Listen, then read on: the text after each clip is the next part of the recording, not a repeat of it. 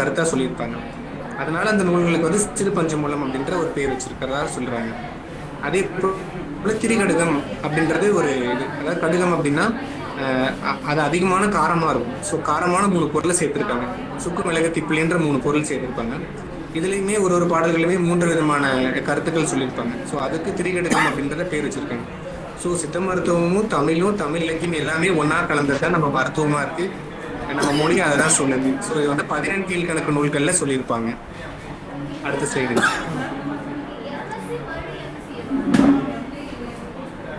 அடுத்து வந்து பட்டினி இருக்கல். இந்த காலத்துல பட்டினி இருக்காங்களா அப்படின்னு பார்த்தா யாரும் பெரும்பாலும் இருக்கிறது இல்லை. அப்ப இதுக்கு முன்னாடி காலத்துலயும் பட்டினி இருந்தா நமக்கு எவ்வளவு பெனிஃபிட் அப்படின்றத சொன்னோம்னா யாரும் கேட்க மாட்டாங்க. ஏன்னா இப்ப சாப்பிட்றது எல்லாமே 3 நேரம், அதை தாண்டி 4 நேரம், 5 நேரம், night time, night food, night party, இப்படி நிறைய டைம் அவங்க இஷ்டத்துக்கு சாப்பிட்டுக்கிட்டே இருக்காங்க. ஸோ பட்டினி இருக்கிறதுனால என்ன பெனிஃபிட் அப்படின்னீங்கன்னா, நம்ம உடம்புல எக்ஸசிவா இருக்கக்கூடிய ஃபேட்டு குறையும். இன்னொன்று நம்மளுடைய ஸ்டொமக்குக்கு ப்ளஸ் நம்மளுடைய குடல், சிறுகுடல், பெருங்குடல் 2 குடலையுமே ரொம்ப நன்மை பயக்கும். இன்னொன்று உடல் எடை வந்து சீராக நம்ம மெயின்டைன் பண்ணலாம். இன்னொன்று ரீசெண்டாக ஒரு ஆய்வு கூட பண்ணியிருக்காங்க. நம்ம ஃபாஸ்டிங் இருக்கிறது மூலியமா கேன்சர் செல் இருக்கு இல்லைங்களா, அது எக்ஸ்ட்ரா க்ரோத் ஆகிறத குறைக்க முடியும். அதாவது கேன்சரையே குணமாக்க முடியும்னு சொல்லலை, அந்த செல்லோட குரோத்தை வந்து நம்ம கம்மி பண்ணலாம். எப்படி அப்படின்னா ஃபாஸ்டிங், அதாவது பட்டினி இருக்கிறது மூலியமா நம்ம பண்ணலாம். இது எதுக்காக ஹிந்து, கிறிஸ்து, இஸ்லாம் போட்டிருக்கேன் அப்படின்னா, ஒவ்வொரு மதத்திலையுமே ஏதாவது ஒரு சாமி பேரை சொல்லி, ஏதாவது ஒரு மாசத்தை சொல்லி, முருகருக்கு வந்து சஷ்டியில விரதுருங்க, சிவனுக்கு பிரதோஷனைக்கு விரதுருங்க, அம்மனுக்கு வந்து ஆடி மாசம் அந்த மாதிரி சொல்றது, பெருமாளுக்கு வந்து சனிக்கிழமை அன்னைக்கு புரட்டாசி மாசத்துல வந்து நான்வெஜ் சாப்பிடாம இருக்கணும். அதே போல கிறிஸ்துவஸ்ல இருந்து ஃபாஸ்டிங் ப்ரேயர்னு சொல்லுவாங்க, தவா காலம்னு சொல்லுவாங்க. அப்போ வந்து நான்வெஜ் சாப்பிட மாட்டாங்க அந்த சமயத்துல. அதே போல இஸ்லாம்ல வந்து இப்ப அந்த ரம்ஜான் பண்டிகை எப்ப நோன்பு இருப்பாங்க. இது எல்லாமே வந்து ஃபாஸ்டிங் தான் சொல்றாங்க, எல்லாமே சாப்பிடாம இருக்கிறது தான் சொல்றாங்க. சிலதுல வந்து இதை வந்து குறிப்பிட்ட உணவுப் பொருளை சாப்பிடாதீங்கன்னு சொல்றாங்க. சிலதுல வந்து சாப்பாடே சாப்பிடாதீங்க, காலையில இருந்து நைட் வரைக்கும் சாப்பிடாதீங்க, இல்ல இந்த குறிப்பிட்ட டைம் வரைக்கும் சாப்பிடாதீங்கன்றாங்க. அப்படி சாப்பிடாம இருக்கிறது மூலியமா நம்ம உடம்புல கூட எக்ஸசிவான ஃபேட்டு குறையுது. அந்த ஃபேட் அதிகமா இருக்கிறதுனாலே நிறைய பேருக்கு வந்து ஹார்ட் டிசீஸ்லாம் வருது. இந்த ஃபேட் இருக்குன்னு சொல்றோம் இல்லைங்களா, அந்த கொலஸ்ட்ரால் இருக்கு இல்லையா, கொலஸ்ட்ரால் வந்து இதயத்துல போய் பிளாக் வந்து உண்டாக்கும். அப்படி இதயத்துல பிளாக் உண்டாக்குச்சு அப்படின்னா அதுக்கு பேர் அதிரோஸ்க்ளீரோசிஸ்ன்னு சொல்லுவாங்க. ஸோ இதயத்துக்கு போகக்கூடிய அந்த பிளட் வந்து சீராக போகாது. அதனால இதயத்து வந்து ஒழுங்காக வேலை செய்ய முடியாமல் போகும். இதே வந்து பிரெயினுக்கு போச்சுன்னா அவங்களுக்கு வந்து பக்கவாதம் மாதிரி வந்துடும். இதே வந்து கழுத்தில் வந்து பிரெயினுக்கு போகக்கூடிய ஆர்டரி இருக்குது, காமன் கரோட்டிட் ஆர்டரின்னு இருக்குது, கரோட்டிட் ஆர்டரின்னு இருக்குது. அந்த ஆர்டரியில் போய் அடைப்பு ஏற்பட்டாலும் அவங்க வந்து ப்ராப்பராக இருக்க மாட்டாங்க, ரொம்ப லேசியாக இருப்பாங்க, அடிக்கடி மயக்க வரும், கொஞ்சம் ஆக்டிவாக இல்லாமல் போவாங்க. இல்லை அப்படின்னா பிரெயினுக்கு போகக்கூடிய ஃபுல் ஆக்சிஜன் சப்ளையும் குறையறதுக்கு வாய்ப்பு இருக்கு. ஸோ இந்த மாதிரி இருக்கிறதுக்கு நம்ம மருந்து மாத்திரைகள் போகாமல் இந்த மாதிரி நம்ம ஃபாஸ்டிங்னு சொல்றாங்க இல்லையா, அதை ப்ராப்பராக இருந்தோம் அப்படின்னாலே நம்ம உடம்புல தேவையில்லாத டிசீஸ் வரதை குறைச்சிக்கலாம். இன்னொன்று ஃபேகோசைட்டோசிஸ் அப்படின்ற ஒரு பேர் சொல்லுவாங்க, தமிழில் செல் விழுங்குதல்னு சொல்லுவாங்க. இந்த மாதிரி நம்ம ஃபாஸ்டிங் இருக்கிறது மூலிமா நம்ம உடம்புல வந்து கெட்ட செல்கள்லாம் இருக்கு இல்லைங்களா, இன்னொன்று டெத்தான செல்கள்லாம் இருக்கும், அது எல்லாத்தையுமே நம்ம உடம்பே இது தேவையில்லாதது அப்படின்னு சொல்லி அதுவே விழுங்க ஆரம்பிச்சிடும். ஸோ அப்படி விழுங்குறது மூலியமா நமக்கு எனர்ஜி அந்த அன்னைக்கு வந்து ஆட்டோமேட்டிக்காக கிடைச்சிரும். இன்னொன்று நம்ம சாப்பிட்ற சாப்பாட்டில் விட்டமின்ஸு, மினரல்ஸு, ப்ரோட்டீன்ஸ், கார்போஹைட்ரேட் இந்த மாதிரி நிறைய, அப்புறம் லிப்பிட்ஸு, ப்ரோட்டீன் இந்த மாதிரி நிறைய சொல்கிறோம் இல்லைங்களா, அதில் நம்ம சாப்பிட்ற சாப்பாட்டில் இருக்கு இல்லைங்களா, அதில் எல்லாமே பெரும்பாலும் குளுக்கோஸாக தான் கன்வெர்ட் ஆகும் உடம்புக்கு. அதான் உடம்புக்கு எனர்ஜி கொடுக்கறது. நம்ம ரெகுலராக சாப்பிட்டுக்கிட்டே இருக்கோம், நம்ம கேப் விடாமல் சாப்பிட்டுக்கிட்டே இருக்கோம் அப்படின்னா அந்த குளுக்கோஸ் அப்படின்றது அது குளுக்கோஜனாக கன்வெர்ட் ஆகி போய் நம்ம உடம்புல போய் ஸ்டோர் ஆகும். அதாவது என்னைக்காவது ஒரு நாள் வந்து அவங்களுக்கு தேவையான குளுக்கோஸ் கிடைக்கல, அவங்க சாப்பிடல, அவங்களுக்கு உடம்புக்கு எனர்ஜி தேவைப்படுது அப்படின்றப்ப அந்த குளுக்கோஜனா கன்வெர்ட் ஆனது திரும்ப குளுக்கோஸா மாறி நம்ம உடம்புக்கு எனர்ஜியா கொடுக்கும். ஸோ அப்படி இருக்கும்போது நம்ம விடாம சாப்பிட்டுக்கிட்டே இருக்கோம் அப்படின்னா அந்த குளுக்கோஜனா கன்வெர்ட் ஆனது அது நாளடைவில் வந்து தேவையில்லாத செல்லா போய் கன்வெர்ட் ஆகிட்டே இருக்கும். ஸோ அப்படி கன்வெர்ட் ஆச்சு அப்படின்னா நம்ம உடம்புக்கு தான் அது ரொம்ப பேடா இருக்கும். அந்த ஒரு விதமாக தான் நமக்கு வந்து ஃபாஸ்டிங் இருக்கணும், பட்னி இருக்கணும், விரதம் இருக்கணும் அப்படின்னு சொல்லி நமக்கு முன்னோர்கள்லாம் சொல்லியிருக்காங்க. ஸோ அது எல்லா முறையிலையுமே அதை ஃபாலோ பண்ணுறாங்க அப்படின்றதுக்காகத்தான் ஒருத்தரும் என்னென்ன பேர் சொல்லி அது நம்மளை ஃபாஸ்டிங் இருக்க சொல்கிறாங்க அப்படின்றதுக்காகத்தான் இந்த நேம்லாம் போட்டிருக்கேன். சார் அடுத்த ஸ்லைடுங்க சார். ஃபாஸ்டிங் இதை வந்து இப்போ இந்த காலகட்டத்தில் எல்லாம் என்ன சொல்கிறாங்க, எனக்கு உடம்பு ரொம்ப வெயிட்டாக இருக்குது, வெயிட் லாஸ் பண்ணணும், எனக்கு ஃபேட் ரொம்ப அதிகமாக இருக்குது, தொப்பையாக இருக்குது, சைடில் தொப்பை இருக்குது, முன்னாடி பெல்லி ஃபேட் அதிகமாக இருக்குது, அதை குறைக்கணும் அப்படின்றதுக்காக இன்டர்மிட்டன்ட் ஃபாஸ்டிங்ன்ற ஒரு முறை சொல்கிறாங்க. என்ன அப்படின்னா 16/8 அப்படின்னா அதாவது நைட்டு சாப்பாடு சாப்பிட்டோம் அப்படின்னா அடுத்த நாள் காலையில் நம்ம சாப்பிட்றதுக்கு இந்த கேப் வந்து 16 மணி நேரம் இருக்கணும் அப்படின்னு சொல்லுவாங்க. அதே போல் ஒரு வேளை நம்ம சாப்பாடு சாப்பிட்டோம்னா திரும்ப அடுத்த வேளை சாப்பிட்றதுக்கு இடையில வந்து 8 மணி நேரம் கேப் இருக்கணும் அப்படின்னு சொல்லுவாங்க. ஃபார் எக்ஸாம்பிளுக்கு காலையில் 11 மணிக்கு சாப்பிட்றோம் அப்படின்னா திரும்ப நைட்டு 7 மணிக்கு தான் சாப்பிடணும் அப்படின்னு சொல்லுவாங்க. இதுதான் இன்டர்மீடியன்ட் ஃபாஸ்டிங்னு இப்போ நம்ம வந்து வெயிட் லாஸ் பண்ணுறதுக்கு இந்த முறை தான் ஃபாலோ பண்ணிட்டு இருக்காங்க எல்லாருமே. அதாவது மாடர்ன்லேயும் சரி, நம்ம சித்தா ஆயுர்வேதிக் எல்லாத்துலேயும் சரி. ஸோ இதை நம்ம பழமையான மருத்துவத்தில் எப்படி சொல்லியிருக்காங்க அப்படின்னா நோய் அணுகா விதி அப்படின்னு ஒரு பாடல் இருக்கு. அதை வந்து தேரையர்னு ஒரு சித்தர் வந்து சொல்லியிருக்காரு. அதில் நிறைய டாபிக் இருக்கு, நிறைய சொல்லியிருக்காரு. அதில் ஒரு லைன் மட்டும் இப்போ உங்களுக்கு எக்ஸாம்பிளாக காமிச்சிருக்கேன். 9 பொழுதொழிய 3 பொழுது உண்ணோம் அப்படின்னு போட்டிருக்கு. இந்த லைனுக்கு யாராவது அர்த்தம் சொல்ல முடியுமா? என்ன சொல்லியிருக்காரு அப்படின்றது ஏதாவது ஒரு அர்த்தம் யாராவது சொல்ல முடியுமா?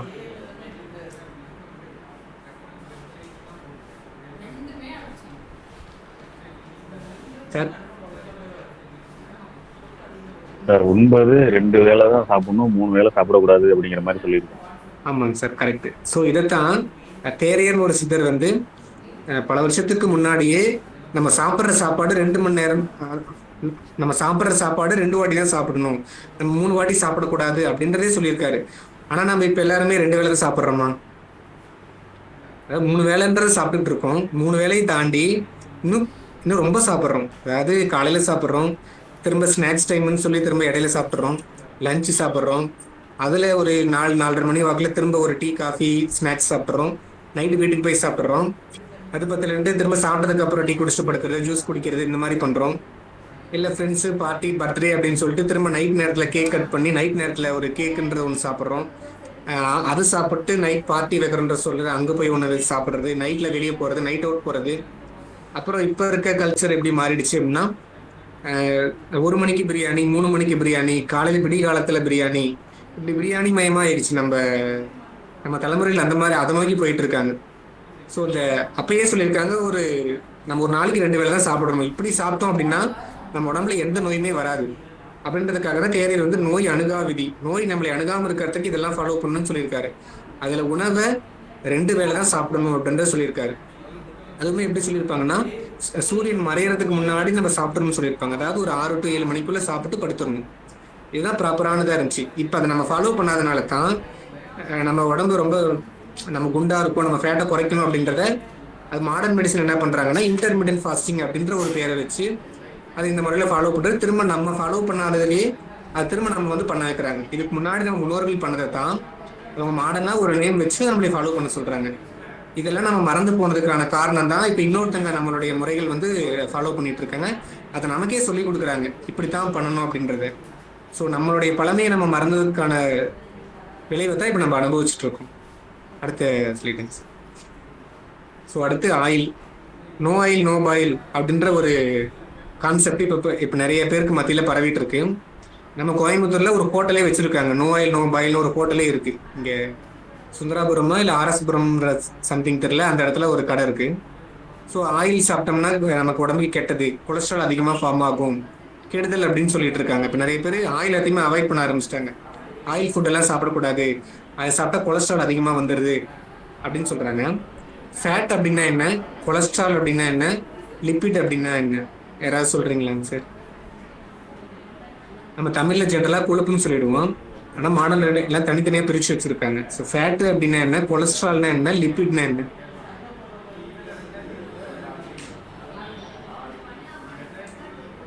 இது மூணுக்குமே நம்ம உடம்புல தனித்தனி ஆக்ஷன் இருக்குது. ஸோ மூணுமே ஒரே வேலையை பார்க்குறதுல மூணுமே தனித்தனி வேலையை தான் பார்க்குது. அப்போ நம்ம ஆயில் எடுக்கக்கூடாது அப்படின்றத பண்ணி இது மூணுல ஏதோ ஒன்று நம்ம எடுத்துக்காம பண்ணிக்கிட்டு இருக்கோம். இது மூணுக்கும் டிஃப்ரென்ஸ் சரிங்களா இருக்காது?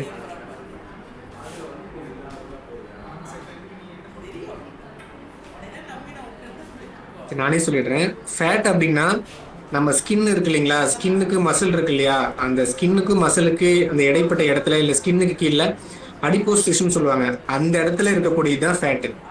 இன்னொன்று நம்ம கை காலை மடக்கிறோம் நீட்டுறோம் இல்லைங்களா, அந்த கை கால் மடக்கி நீட்டுறதுக்கு நம்ம மசில் ப்ராப்பராக ஒர்க் ஆகிறதுக்கு நம்ம குனிஞ்சு நிமிர இந்த மாதிரி நம்ம இந்த மாதிரி அன்றாட எல்லா வேலையும் செய்யறதுக்கு தேவையாக இருக்கிறது அந்த ஃபேட்டு தான். ஸோ அது வந்து ஒரு லூப்ரிகேஷன் மாதிரி. நம்ம ஒரு காரு பைக் இருக்குது அப்படின்னா அந்த இன்ஜினில் ஆயில் ஊற்றுறோம் இல்லைங்களா, அந்த ஆயில் ஊற்றும் போது அந்த உராய்வுத்தன்மை வந்து ப்ராப்பராக இருக்கிறதுக்காக தான் ஆயில் ஊற்றுறோம். அதே மாதிரி நம்ம உடம்புல அந்த மாதிரி உராய்வுத்தன்மை நம்ம மடக்க நீட்டை இந்த மாதிரி இல்லாமல் ப்ராப்பராக இருக்கிறதுக்கு யூஸ் ஆகிறது தான் அந்த ஃபேட் அப்படின்றது. அதே போல் கொலஸ்ட்ரால், இன்னொன்று கொலஸ்ட்ரால் வந்துருச்சு எனக்கு, டாக்டர் மாத்திரை கூட சொல்லியிருக்காங்கன்னு சொல்லி சாப்பிட்றாங்க இல்லைங்களா. அந்த கொலஸ்ட்ரால் வந்து நம்ம உடம்புல வேற எங்கேயுமே இருக்காது, பிளட்டில் மட்டும்தான் இருக்கும். ஸோ பிளட்ல மட்டும்தான் கொலஸ்ட்ரால் லெவல் இருக்கும். அது வந்து டோட்டல் கொலஸ்ட்ரால் ஒன்று பார்ப்பாங்க, ஹெச்டிஎல் ஒன்று பார்ப்பாங்க, எல்டிஎல் ஒன்று பார்ப்பாங்க. நம்ம நினச்சிக்கிறோம் கொலஸ்ட்ரால் அப்படின்னாலே அது கெடுதல், அது வந்து நமக்கு ஆயில் மூலியமாக தான் கிடைக்குது, அதனால நம்ம இந்த மாதிரி எண்ணெய்லாம் எடுத்துக்கூடாது, எண்ணெய் ஃபுட்டெல்லாம் சேர்த்தக்கூடாது அப்படின்னு சொல்லிட்டு நம்ம அந்த கொலஸ்ட்ரால்ங்கிறதே நம்ம ஃபுல்லாக அவாய்ட் பண்ணுறோம். அப்படி இந்த கொலஸ்ட்ரால்ங்கிறதே ஃபுல்லாக அவாய்ட் பண்ணக்கூடாது. ஸோ அதில் வந்து ஹெச்டிஎல் ஒன்று இருக்குது, எல்டிஎல் ஒன்று இருக்குது. ஹெச்டிஎல் அப்படின்றது நல்ல கொலஸ்ட்ரால், நம்ம உடம்புக்கு ரொம்ப நன்மை பயக்கக்கூடிய இந்த கொலஸ்ட்ரால்ன்றது அர்த்தம். இன்னொன்று எல்டிஎல் அப்படின்றது கெட்ட கொலஸ்ட்ரால். ஸோ நம்ம என்ன பண்ணுறோம், டோட்டலாக எல்லா ஆயிலுமே அவாய்ட் பண்ணிடுறோம். அப்படி அவாய்ட் பண்ணுறப்ப ஹெச்டிஎல்லும் நம்ம உடம்புல குறைய ஆரம்பிக்குது. ஹெச்டிஎல் குறைஞ்சிச்சுன்னா ஹார்ட் டிசீஸ் வர்றதுக்கு நிறைய வாய்ப்புகள் இருக்குது. அது யாருக்கும் தெரிய மாட்டேங்குது. கொலஸ்ட்ரால் அப்படின்னாலே கெடுதல் அப்படின்னு சொல்லிட்டு ப்ராப்பராக எல்லாத்தையுமே ஆயில் அவாய்ட் பண்ணுறீங்க. அப்படி ஆயில் அவாய்ட் பண்ணக்கூடாது. எப்போ நீங்கள் ஆயில் அவாய்ட் பண்ணணும் அப்படின்னா எது நம்ம உடம்புக்கு கெட்ட ஆயிலோ அதை தான் அவாய்ட் பண்ணுமே தவிர ஒரேடியாக ஆயில் அப்படின்னாலே கெட்டது, ஸோ எண்ணெய் எல்லாத்தையுமே அவாய்ட் பண்ணணும் அப்படின்னு பண்ணக்கூடாது. இன்னொன்று, இந்த காலத்தில் நிறைய பேருக்கு வந்து 30-35 வயசு தாண்டும் போதே அவங்களுக்கு ஆர்த்ரைட்டிஸ் வந்துடுது. ஸோ அவங்களுக்கு ஆஸ்ட்ரோயிட், அதாவது மூட்டு வாதம் அப்படின்னு சொல்லிடுறாங்க.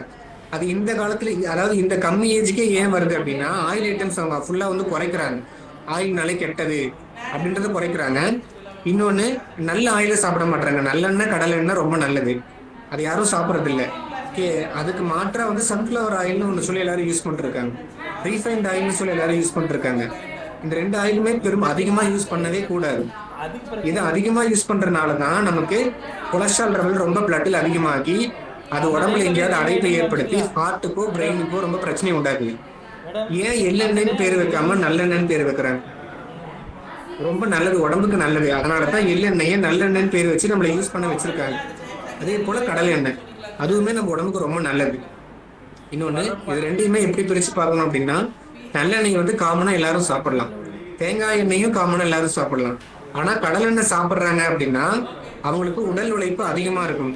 ஏதாவது குனிஞ்சு நிமிந்து ஏதாவது வேலை செய்யறது இல்லைங்களா, அந்த மாதிரியான வேலையை வந்து ஒருத்தங்க அதிகமாக பண்ணுறாங்க அப்படின்னா மட்டும்தான் அவங்க கடலெண்ணெய் எடுத்துக்கணும். இல்லை அப்படின்னா, அதாவது இப்போ நம்ம பேராசிரியர்கள், டாக்டர்ஸு, இல்லைன்னா அலுவலகத்தில் வேலை செய்கிறாங்க இருக்குங்களா, அந்த மாதிரி உட்காந்தே வேலை செய்கிறவங்களுக்கு கடலெண்ணெய் எடுக்கிறாங்க அப்படின்னா கொஞ்ச நாளில் அவங்களுக்கு கொலஸ்ட்ரால் லெவல் அதிகமாக ஆரம்பிச்சு. ஸோ அப்படி எடுக்கக்கூடாது, அது நல்லது தான். ஆனால் அதை எடுக்கிறோம் அப்படின்னா உட்காந்தே வேலை செய்கிறவங்களுக்கு கொலஸ்ட்ரால் லெவல் அதிகமாக தான் செய்யும். இன்னொன்று, அது எப்படி எல்டிஎல் அதாவது கெட்ட கொலஸ்ட்ராலை குறைச்சிட்டு நல்ல கொலஸ்ட்ரால் அதிகப்படுத்துறது எப்படி அப்படின்னா, ஒருத்தங்க நல்லெண்ணெயை அதாவது ப்ராப்பராக சுத்தம் பண்ண கியூராக அதாவது நல்ல பியூராக இருக்கக்கூடிய நல்லெண்ணெய் யூஸ் பண்ணுறாங்க அப்படின்னா அவங்களுக்கு நல்ல கொலஸ்ட்ரால் வந்து அதிகமாகும், கெட்ட கொலஸ்ட்ரால் ஆட்டோமேட்டிக்காக குறையும். ஸோ கொலஸ்ட்ராலை கம்மிப்படுத்துறங்கிற பேரில் நீங்கள் நல்ல கொலஸ்ட்ராலையும் நீங்கள் சேர்த்து கம்மி பண்ணிகிட்டே வந்தீங்க அப்படின்னாலுமே ஹார்ட் டிசீஸ் வர்றதுக்கு நிறைய வாய்ப்புகள் இருக்குது. நீங்கள் பிளட் ரிப்போர்ட்லேயே பார்த்தீங்கன்னா ஹெச்டிஎல், எல்டிஎல் 2 தனித்தனியாக பிரித்து கொடுத்துருப்பாங்க. ஸோ அதில் எல்டிஎல் மட்டும் தான் நமக்கு கெடுதலை தவிர ஹெச்டிஎல் ரொம்ப நல்லது. ஸோ ஒரு கடவுளை நம்புறவங்க, கடவுள் படைப்பு எதுவுமே தப்பாக போகாது. இல்லை இயற்கையை நம்புறாங்க அப்படின்னா, இந்த இயற்கையை நமக்கு ஒரு விஷயத்த கொடுத்துருக்கு அப்படின்னா அது கண்டிப்பாக தப்பாக போகாது, அது நல்லதாக தான் இருக்கும். ஸோ கொலஸ்ட்ரால் அப்படின்ற நம்ம உடம்புல எதுக்கு இருக்குது அப்படின்னா, அதோடைய மெயினான யூசஸே வந்து நம்ம உடம்புல ஹார்மோன்லாம் சொல்கிறோம் இல்லைங்களா, அந்த பிட்யூட்ரி கிளாண்டு, தைராய்டு கிளாண்ட், இந்த மாதிரி ஒரு கிளாண்ட்லேருந்து ஒரு ஹார்மோன்ஸ்லாம் வெளியே வரும். ஸோ என்சைம் அதுலேருந்து வெளியே வரும். அந்த ஹார்மோன்ஸை ப்ராப்பராக மெயின்டைன் பண்ணுறதுக்கான வேலையை தான் இந்த கொலஸ்ட்ரால் பண்ணுது. ஸோ இந்த கொலஸ்ட்ராலை நீங்கள் கெட்டதுன்னு சொல்லி அவாய்ட் பண்ணிட்டீங்க அப்படின்னா உடம்புல ஹார்மோன் லெவலே கம்மியாக ஆரம்பிச்சிடும், அது ப்ராப்பராக வந்து ஒர்க் ஆகாது. ஸோ இப்போ இந்த காலத்தில் ஹார்மோன்ஸ் சார்ந்து நிறைய பிரச்சனை நிறைய பேருக்கு வந்துட்டு இருக்கு, அது உங்களுக்கே நிறைய தெரியும். அது அடுத்த ஸ்லைடில் நான் சொல்கிறேன். அடுத்த ஸ்லைடுங்க சார். அடுத்து ஐஸ் பிரியாணி. இந்த காலத்தில் எல்லாரும் பிரியாணி அப்படின்னாலே எல்லாம் விரும்பி சாப்பிட்றாங்க. ஆனால் இந்த ஐஸ் பிரியாணினா மட்டும் யாரும் சாப்பிட்றதில்ல. இதனுடைய மகத்துவம் தெரிஞ்சனால ஒரு சில ஃபாரின் கண்ட்ரீஸில் இதை பேக் பண்ணி விற்கிறாங்க, ப்ராசஸ் பண்ணி பேக் பண்ணி விற்கிறாங்க, அதிக ரேட்டுக்கு விற்கிறாங்க.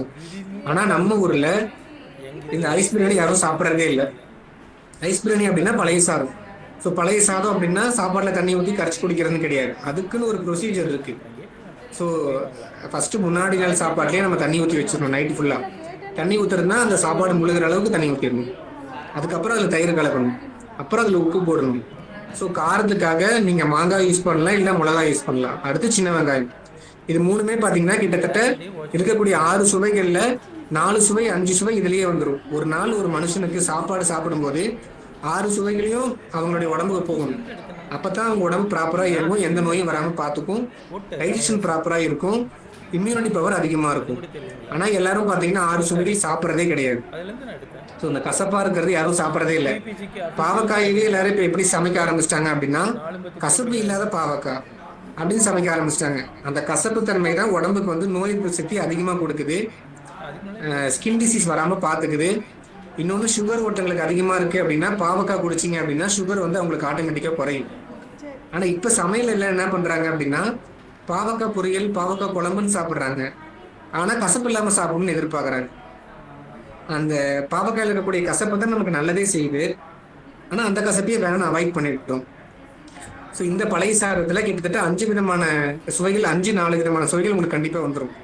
இதனுடைய பெனிஃபிட் என்ன அப்படின்னா, இப்போ நிறைய பேர்த்துக்கு நீங்கள் என்ன சொல்றது, உடம்பு கை கால் அசதியாக இருக்குது, உடம்பு கை கால் வலிக்குது, என்ன சொல்ற அடிக்கடி சோர்வாக இருக்குது, அந்த அளவுக்கு பிரிஸ்காக இல்லை, எங்கேயாவது ஒரு இடத்துல கை கால் வலிச்சுக்கிட்டே இருக்குது, பர்டிகுலராக மசில் தான் வலிக்குது அப்படின்னு சொல்லுவாங்க, எலும்பு கூட வலிக்கல மசில் தான் வலிக்குதுன்னு சொல்லுவாங்க. அவங்களுக்கு கண்டிப்பாக விட்டமின் B12 டெஃபிஷியன்சி கம்மியாக இருக்கும். ஸோ அவங்க ஐஸ் பிரியாணி, அதாவது பழைய சாதத்தை சாப்பிட்றாங்க, ப்ராப்பராக டெய்லி ஒரு வேளையாவது சாப்பிடணும். அப்படி சாப்பிட்டாங்க அப்படின்னா அவங்களுக்கு விட்டமின் B12 வந்து ப்ராப்பராக கிடைக்கும். இன்னொன்று விட்டமின் B12 வந்து வெஜிடேரியனில் வந்து இந்த ஐஸ் பிரியாணி தவிர மற்றதில் வந்து கம்மியாக தான் இருக்குது. இன்னொன்று நான்வெஜ்ஜில் தான் அதிகமாக இருக்கே தவிர, இந்த பழைய சாதம் சாப்பிட்றாங்க அப்படின்னா அதில் விட்டமின் B12 ரொம்ப அதிகமாக இருக்குது. ஸோ அது மூலிமா விட்டமின் B12 கிடைக்கும். இன்னொன்று ஜிம்முக்கு போகிறவங்க, எனக்கு ஒர்க் அவுட் பண்ணணும், இன்னொன்று நான் ஏதாவது ஒரு வேலைக்கு போகிறேன், ஆனால் எனக்கு வந்து உடனே சாப்பாடு வந்து செரிமானம் ஆகிடக்கூடாது, எனக்கு எனர்ஜி இருந்துக்கிட்டே இருக்கணும் அப்படின்னு நினைக்கிறவங்க இந்த ஐஸ் பிரியாணி சாப்பிட்டாங்க அப்படின்னா அது மூலிமா ப்ரோட்டீன் கிடைக்கும். அந்த ப்ரோட்டீன் வந்து கொஞ்சம் கொஞ்சமாக தான் உடம்புல டைஜஸ்ட் ஆகுமே தவிர டக்குன்னு டைஜஸ்ட் ஆகிடாது. ஸோ கொஞ்சம் கொஞ்சமாக அது டைஜஸ்ட் ஆகும்போது நமக்கு ஒர்க் பண்ணுறதுக்கான டயர்ட்னஸ் வந்து அவ்வளோ சீக்கிரம் வராது. ஸோ ப்ராப்பராக அது கொஞ்சம் கொஞ்சமாக நமக்கு டைஜஷன் ஆகி நமக்கு உடம்புக்கு வந்து அது கொஞ்சம் கொஞ்சமாக வந்து எனர்ஜி கொடுத்துக்கிட்டே இருக்கு. ஸோ இப்போ ஐஸ் பிரியாணி சாப்பிட்டு போகிறாங்க அப்படின்னா அவ்வளோ சீக்கிரம் டயர்ட் ஆக மாட்டாங்க, அவங்க உடம்புல எனர்ஜி அவ்வளோ சீக்கிரம் போயிடாது. அதே போல் ஃபைபர் கண்டென்ட். ஸோ இந்த ஃபைபர் கண்டென்ட் எதுக்கு யூஸ் ஆகுது அப்படின்னா, நம்ம காலை எந்திரிச்சுமே காலை கிடந்து கிடைக்கிறோம் இல்லையா, அது நிறைய பேர்த்துக்கு வந்து போகாது. நிறைய பேருக்கு ரொம்ப டைட்டாக போகுது, ரொம்ப சிரமமாக போகும். சில பேர் காலையில் எந்திரிச்சுக்கும் போகிறதே இல்லை. என் ஹாஸ்பிட்டலுக்குலாம் நிறைய பேர் வராங்க பேஷண்ட்டு, எல்லா கம்ப்ளைண்ட்டும் சொல்லுவாங்க, ஆனால் அந்த கான்ஸ்டிபேட் இருக்கிறத மட்டும் சொல்ல மாட்டாங்க, ரொம்ப கூச்சப்படுறாங்க, அது ஒரு அசிங்கமாக ரொம்ப நினைக்கிறாங்க. ஆனால் அவங்களுக்கான நோயே அங்கே தான் ஸ்டார்ட் ஆகுது. ஸோ பாத்ரூம் ப்ராப்பராக ஒருத்தவங்க போயிட்டாங்க அப்படின்னாலே எந்த நோயும் வரதா அவங்களுக்கு வராது, அவங்களுக்கு வரவே வராது. ஆனால் அவருடைய முதன்மையே அங்கே தான் இருக்குது. ஸோ அந்த ஃபைபர் அது நார்மலாக போகணும் அப்படின்னா ஃபைபர் கண்டென்ட் தான் மெயினாக தேவை. அந்த ஃபைபர் வந்து நமக்கு ஐஸ் பிரியாணியில் நிறைய கிடைக்குது. இதை யாரும் ஃபாலோ பண்ணாமல் எல்லாருமே எனக்கு பாத்ரூம் வரலையா, இப்போ வாழைப்பழத்தை சாப்பிட்டா சரியாயிடும், வாழைப்பழத்தை சாப்பிட்டா சரியாயிடும் அப்படின்னு போயிட்டு இருக்காங்க. எத்தனை நாளைக்கு தான் வாழைப்பழமே சாப்பிட்டு இருக்க முடியும்? இன்னொன்று, வாழைப்பழத்தை சாப்பிட்டா தான் எனக்கு மோஷன் போகுதுன்ற அளவுக்கு உடம்பு பழகிடும். ஒரு விஷயத்த ரெகுலராக பண்ணிக்கிட்டே இருக்கும் அப்படின்னா, இதை பண்ணாதான் நான் இந்த வேலையை செய்வேன் அப்படின்ட்டு உடம்பு பழகிடும். நிறைய பேர் வராங்க, உங்களுக்கு பாத்ரூம் நல்லபடியாக போகுதான்னு கேட்டால் போகுதுன்றாங்க. எப்படி போகுதுன்னா, வாழைப்பழம் சாப்பிட்டாதாங்க சார் போகுது, இல்லைன்னா போகலை, இல்லைன்னா பாத்ரூமில் ஃபோன் யூஸ் பண்ணாதான் போகுது, இல்லைன்னா பாத்ரூம் போகிறதில்ல, பாத்ரூம் டாய்லெட்டில் அந்த ஷவரு அந்த தண்ணி திறந்து விட்டால் தான் பாத்ரூம் போகுது, இல்லைன்னா போகலை, இல்லைன்னா நியூஸ் பேப்பர் படிச்சதான் போகுது, இந்த மாதிரி சொல்கிறாங்க. இதெல்லாம் நம்ம பிரெயின் வந்து அடாப்ட் ஆகுது. இந்த ஒரு வேலையை பண்ணால் தான் நான் பாத்ரூம் போவேன் அப்படின்ற அளவுக்கு பழக ஆரம்பிக்குது. அந்த இடத்துல நம்ம போகவே கூடாது. ஸோ ப்ராப்பராக மலம் நமக்கு வெளியே போச்சு அப்படின்னாலே நமக்கு மற்ற நிறைய விஷயங்கள், எந்த டிசீஸுமே அவ்வளோ சீக்கிரம் வராது. இன்னும் நிறைய பேருக்கு வந்து நான் பார்த்த வரைக்கும் ஒருத்தங்களுக்கு கான்ஸ்டிபேட் இருக்குது அப்படின்னா அவங்களுக்கு வயிறு சார்ந்த பிரச்சனைகள் நிறையா வருது. வீசிங் ஆஸ்மா இருக்கவங்களுக்கு கண்டிப்பாக கான்ஸ்டிபேட் நிறைய பேருக்கு இருக்குது. ஒரு 10 பேஷண்ட்டில் 8 பேருக்கு அந்த கம்ப்ளைண்ட் இருக்குது. இன்னொன்று டேண்ட்ரஃப் இருக்குன்னு சொல்கிறாங்க. ஸோ டேண்ட்ரஃப் இருக்கிறவங்களுக்கு ஒரு 10ல் 7 பேஷண்ட் இல்லை 6 பேஷண்ட்டுக்கு அவங்களுக்கு கான்ஸ்டிபேட் கண்டிப்பாக இருக்குது. ஸோ நம்ம நார்மலாக நினைக்கிறோம் பாத்ரூம் போகிறதானே அதில் என்ன இருக்குது அப்படின்னு, அது மூலியமாக தான் நிறைய டிசீஸ் நமக்கு வர ஆரம்பிக்குது. ஸோ இந்த பழைய சாதம் சாப்பிட்டோம் அப்படின்னா இந்த மோஷன் போகிற பிரச்சனை கண்டிப்பாக வராது. அதுக்கான ஃபைபர் கண்டென்ட்டு இந்த பழைய சாதத்தில் இருக்குது. இன்னொன்று கட் ஹெல்த்து, நமக்கு வயிற்றில் வரக்கூடிய பிரச்சனைகள் வராமல் பார்த்துக்கிறது இது பார்த்துக்குது. ஏன் அப்படின்னா தயிரில் இருக்கக்கூடிய ஒரு பாக்டீரியா தான் நமக்கு வயிற்றில் இருக்கக்கூடிய பிரச்சனைகள் வராமல் பார்த்துக்குது. அதே போல வயிறாந்த அது இறைப்பையா இருந்தாலும் சரி, இல்லை சிறுகுடல் பெருகுடல் ரெண்டுலையா இது மூணுலையுமே அது ப்ராப்பரா ஃபங்க்ஷன் ஒழுங்கா பண்றதுக்கு இந்த ஐஸ் பிரியாணி யூஸ்ஃபுல்லா இருக்கு. அதே போல அயன் கண்டென்ட். இப்ப நிறைய பேருக்கு வந்து அயன் கண்டென்ட்டே உடம்புல இருக்கிறதே இல்லை. ஹீமோகுளோபின் ஒன்று பார்க்குறோம். அது வந்து நமக்கு ரத்தம் வந்து அந்த அந்த ரெட் கலர் இருக்கு இல்லையா, அதுக்கு ஒரு முதன்மை காரணம் உடம்புல இருக்கக்கூடிய ஹீம் தான். அந்த ஹீம் வந்து ப்ராப்பரா உடம்புல ப்ரொடியூஸ் ஆகணும் அப்படின்னா அதுக்கு முக்கிய ஒரு காரணம் அயன் தான். இந்த அயன் சக்தி இல்லாதனால தான் மோஸ்டா பிரெக்னென்ட் ஆகிறவங்களுக்கு வந்து நம்ம போய் டாக்டரை இந்த மாதிரி பிரெக்னன்சி கன்ஃபார்ம் ஆயிருக்குங்க அப்படின்னு சொன்னாலே அவங்க எடுத்து வைக்கக்கூடிய ஒரே ஒரு மாத்திரை ஃபோலிக் ஆசிட். இதை நீங்க டெலிவரி ஆகிற வரைக்கும் சாப்பிட்டுக்கிட்டே இருங்க அப்படின்றாங்க. அந்த ஃபோலிக் ஆசிட்ல அதுக்குள்ள நீங்க பாத்தீங்க அப்படின்னா அயன் கண்டென்ட் கண்டிப்பா இருக்கும். ஸோ அயன் வந்து அவங்களுக்கு ப்ராப்பரா கிடைக்காது. அதை அவங்க டயட்ல சொல்றதுக்கு பதிலாக அவங்க மாத்திரையே கொடுத்துட்றாங்க. ஸோ இந்த ஐஸ் பிரியாணி சாப்பிட்றது மூலியமா நமக்கு உடம்புக்கு ப்ராப்பரா அயன் கண்டென்ட் கிடைச்சிக்கிட்டே இருக்கும். ஸோ இதை இனிமேலாவது எல்லாரும் கொஞ்சம் ரெகுலரா இல்லைனாலும் ஒரு நாள் விட்டு ஒரு நாளாவது சாப்பிட ஆரம்பிங்க. உங்க வீட்டில் இருக்கவங்களுக்கும் சஜஸ்ட் பண்ணுங்க, சாப்பிட சொல்லுங்க. அடுத்து இந்துப்பு.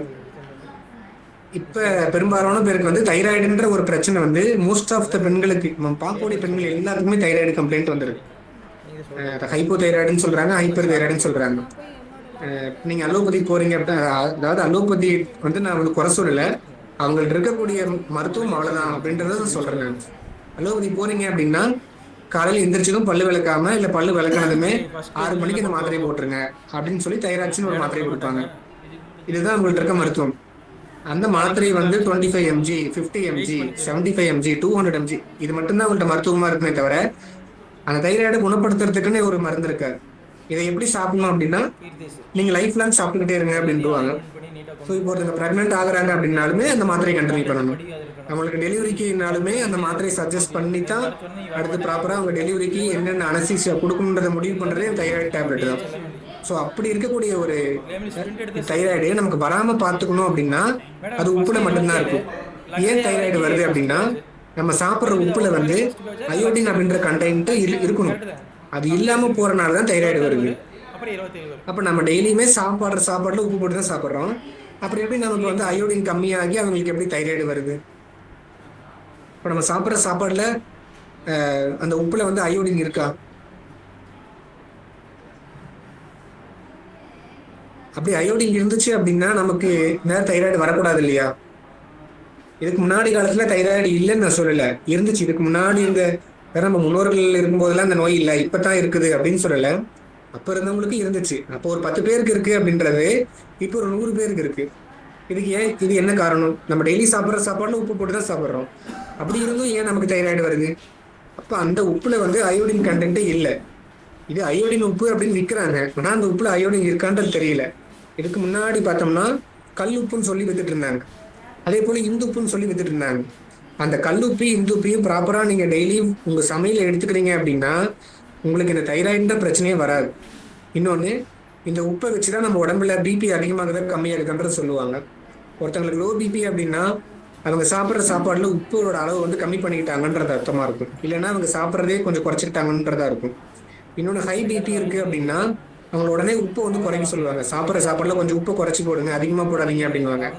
இந்த லோ பிபி ஹை பிபி இருக்குன்னா ஹார்ட்டுக்கும் பிரெயினுக்கு தான் பிரச்சனையாகும். ஸோ சாதாரண நம்ம சமையலில் போடக்கூடிய உப்பு நம்மளுடைய வாழ்க்கையை தீர்மானிக்கிற அளவுக்கு போகுது. இன்னொன்று, நம்ம சாப்பிடக்கூடிய அறுசுவைகள் இருக்கக்கூடிய இந்த உப்புச்சுவை வந்து உப்புல மட்டும்தான் இருக்கு, வேற எது மூலியமா நம்ம எடுத்துக்கிறது கிடையாது. ஸோ அந்த சாப்பிட்ற உப்பை நம்ம ஏன் ப்ராப்பரா எடுத்துக்கூடாது? அப்படி நீங்க ப்ராப்பரா எடுத்துக்கல அப்படின்னா திரும்ப நீங்க இந்த மாதிரி டாக்டர்கள்ட்ட தான் போகணும்.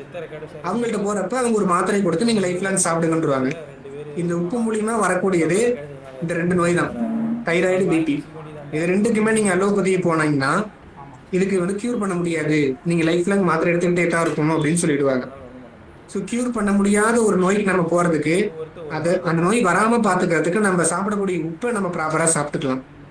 இன்னொன்று, தைராய்டு இருக்கிறவங்களுக்கு ஹைப்போவா இருந்தாலும் சரி, ஹைப்பரா இருந்தாலும் சரி, அவங்களுக்கு பிறக்கக்கூடிய குழந்தைகளுக்கு வந்து ஏடிஹெச்டி கம்ப்ளைண்டா வராது. அதாவது ஹைப்பர் ஆக்டிவிட்டி சைல்டா இருக்காங்க, அப்படி இல்லைன்னா ஆட்டிசம் குழந்தைகளா இருக்காங்க.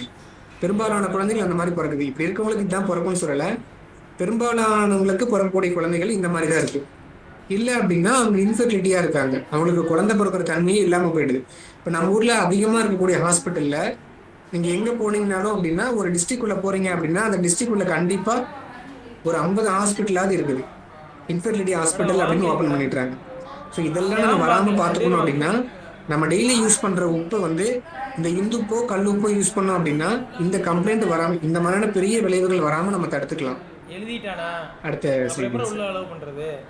பிசிஓடி. ஸோ பிசிஓடி அப்படின்றது இப்போ எல்லா பெண்களுக்குமே இருக்குது. அதாவது ஒன்று சொல்ல 10ல் 9 பேருக்கு பிசிஓடி இருக்கு.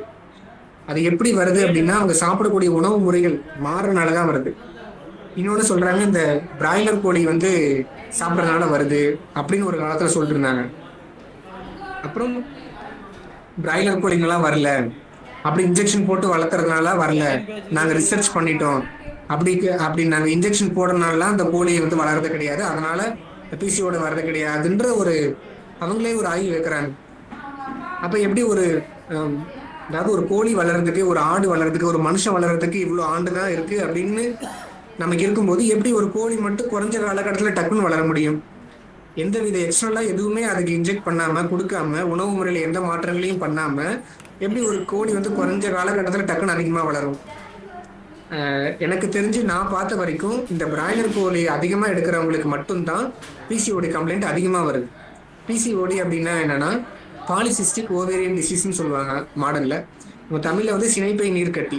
அதாவது ஓவரி இருக்கு இல்லைங்களா, அந்த ஓவரி சுற்றி பபுளாக சின்ன சின்ன முட்லியே தனித்தனியாக இருக்கும். அது அவங்களுடைய ஓவரிக்குள்ளே இருக்கக்கூடிய ஓவம் வெளியே வராமல் பார்த்துக்கும்.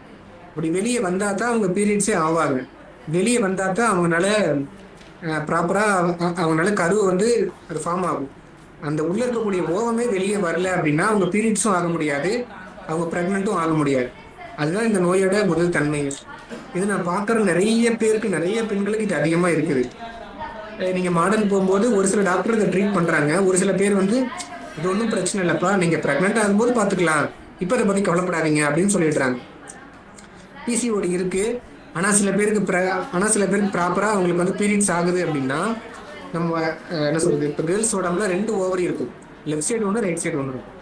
அந்த லெஃப்ட் சைடு இருக்கு இல்லையா, லெஃப்ட் சைடு இருக்கிறதுலேருந்து 1 மாதம் பீரியட் ஆவாங்க, இன்னொரு சைடு இருக்கக்கூடிய ஓவம் வந்து 1 மாதம் பீரியட் ஆவாங்க. ஸோ ஒரு சைடு ஃபுல்லாக அடைச்சிருச்சு அப்படின்னா இன்னொரு சைட்லேருந்து அவங்களுக்கு ப்ராப்பராக அந்த ஓவம் வெளியே வரும், நார்மலாக பீரியட்ஸ் ஆகிட்டு தான் இருப்பாங்க. அதனால நல்லா இருக்குது அப்படின்னு சொல்லி அவங்க அதை விட்டுறக்கூடாது.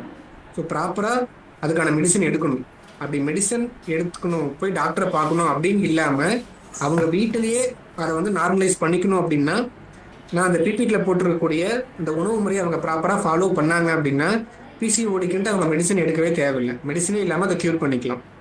ஸோ அதை எத்தனை நாளைக்கு எடுக்கணும், அதை எடுத்தால் என்ன அவங்களுக்கு யூசஸ் அப்படின்றத அந்த பிபிடியில் நான் போட்டிருக்கேன். வேணும்னா ஸ்க்ரீன்ஷாட் எடுத்துக்கோங்க, இல்லை சார்ட்டை கேட்டிங்கன்னா அவங்க அதுக்கான இதை அனுப்பிச்சுடுவோம், அந்த பிபிடி அனுப்பி விடுவார். அடுத்த ஸ்லைடு. ஸோ இதுக்கு வந்து தெரிஞ்சவங்க கொஞ்சம் ஆன்சர் பண்ணுங்க. ஹார்ட் அட்டாக் அப்படின்னா என்ன, கார்டியக் அரெஸ்ட் அப்படின்னா என்ன, ஹார்ட் ஃபெயிலியர் அப்படின்னா என்ன? இதில் 3மே ஒன்றா இல்லை 3 வேற வேறையா?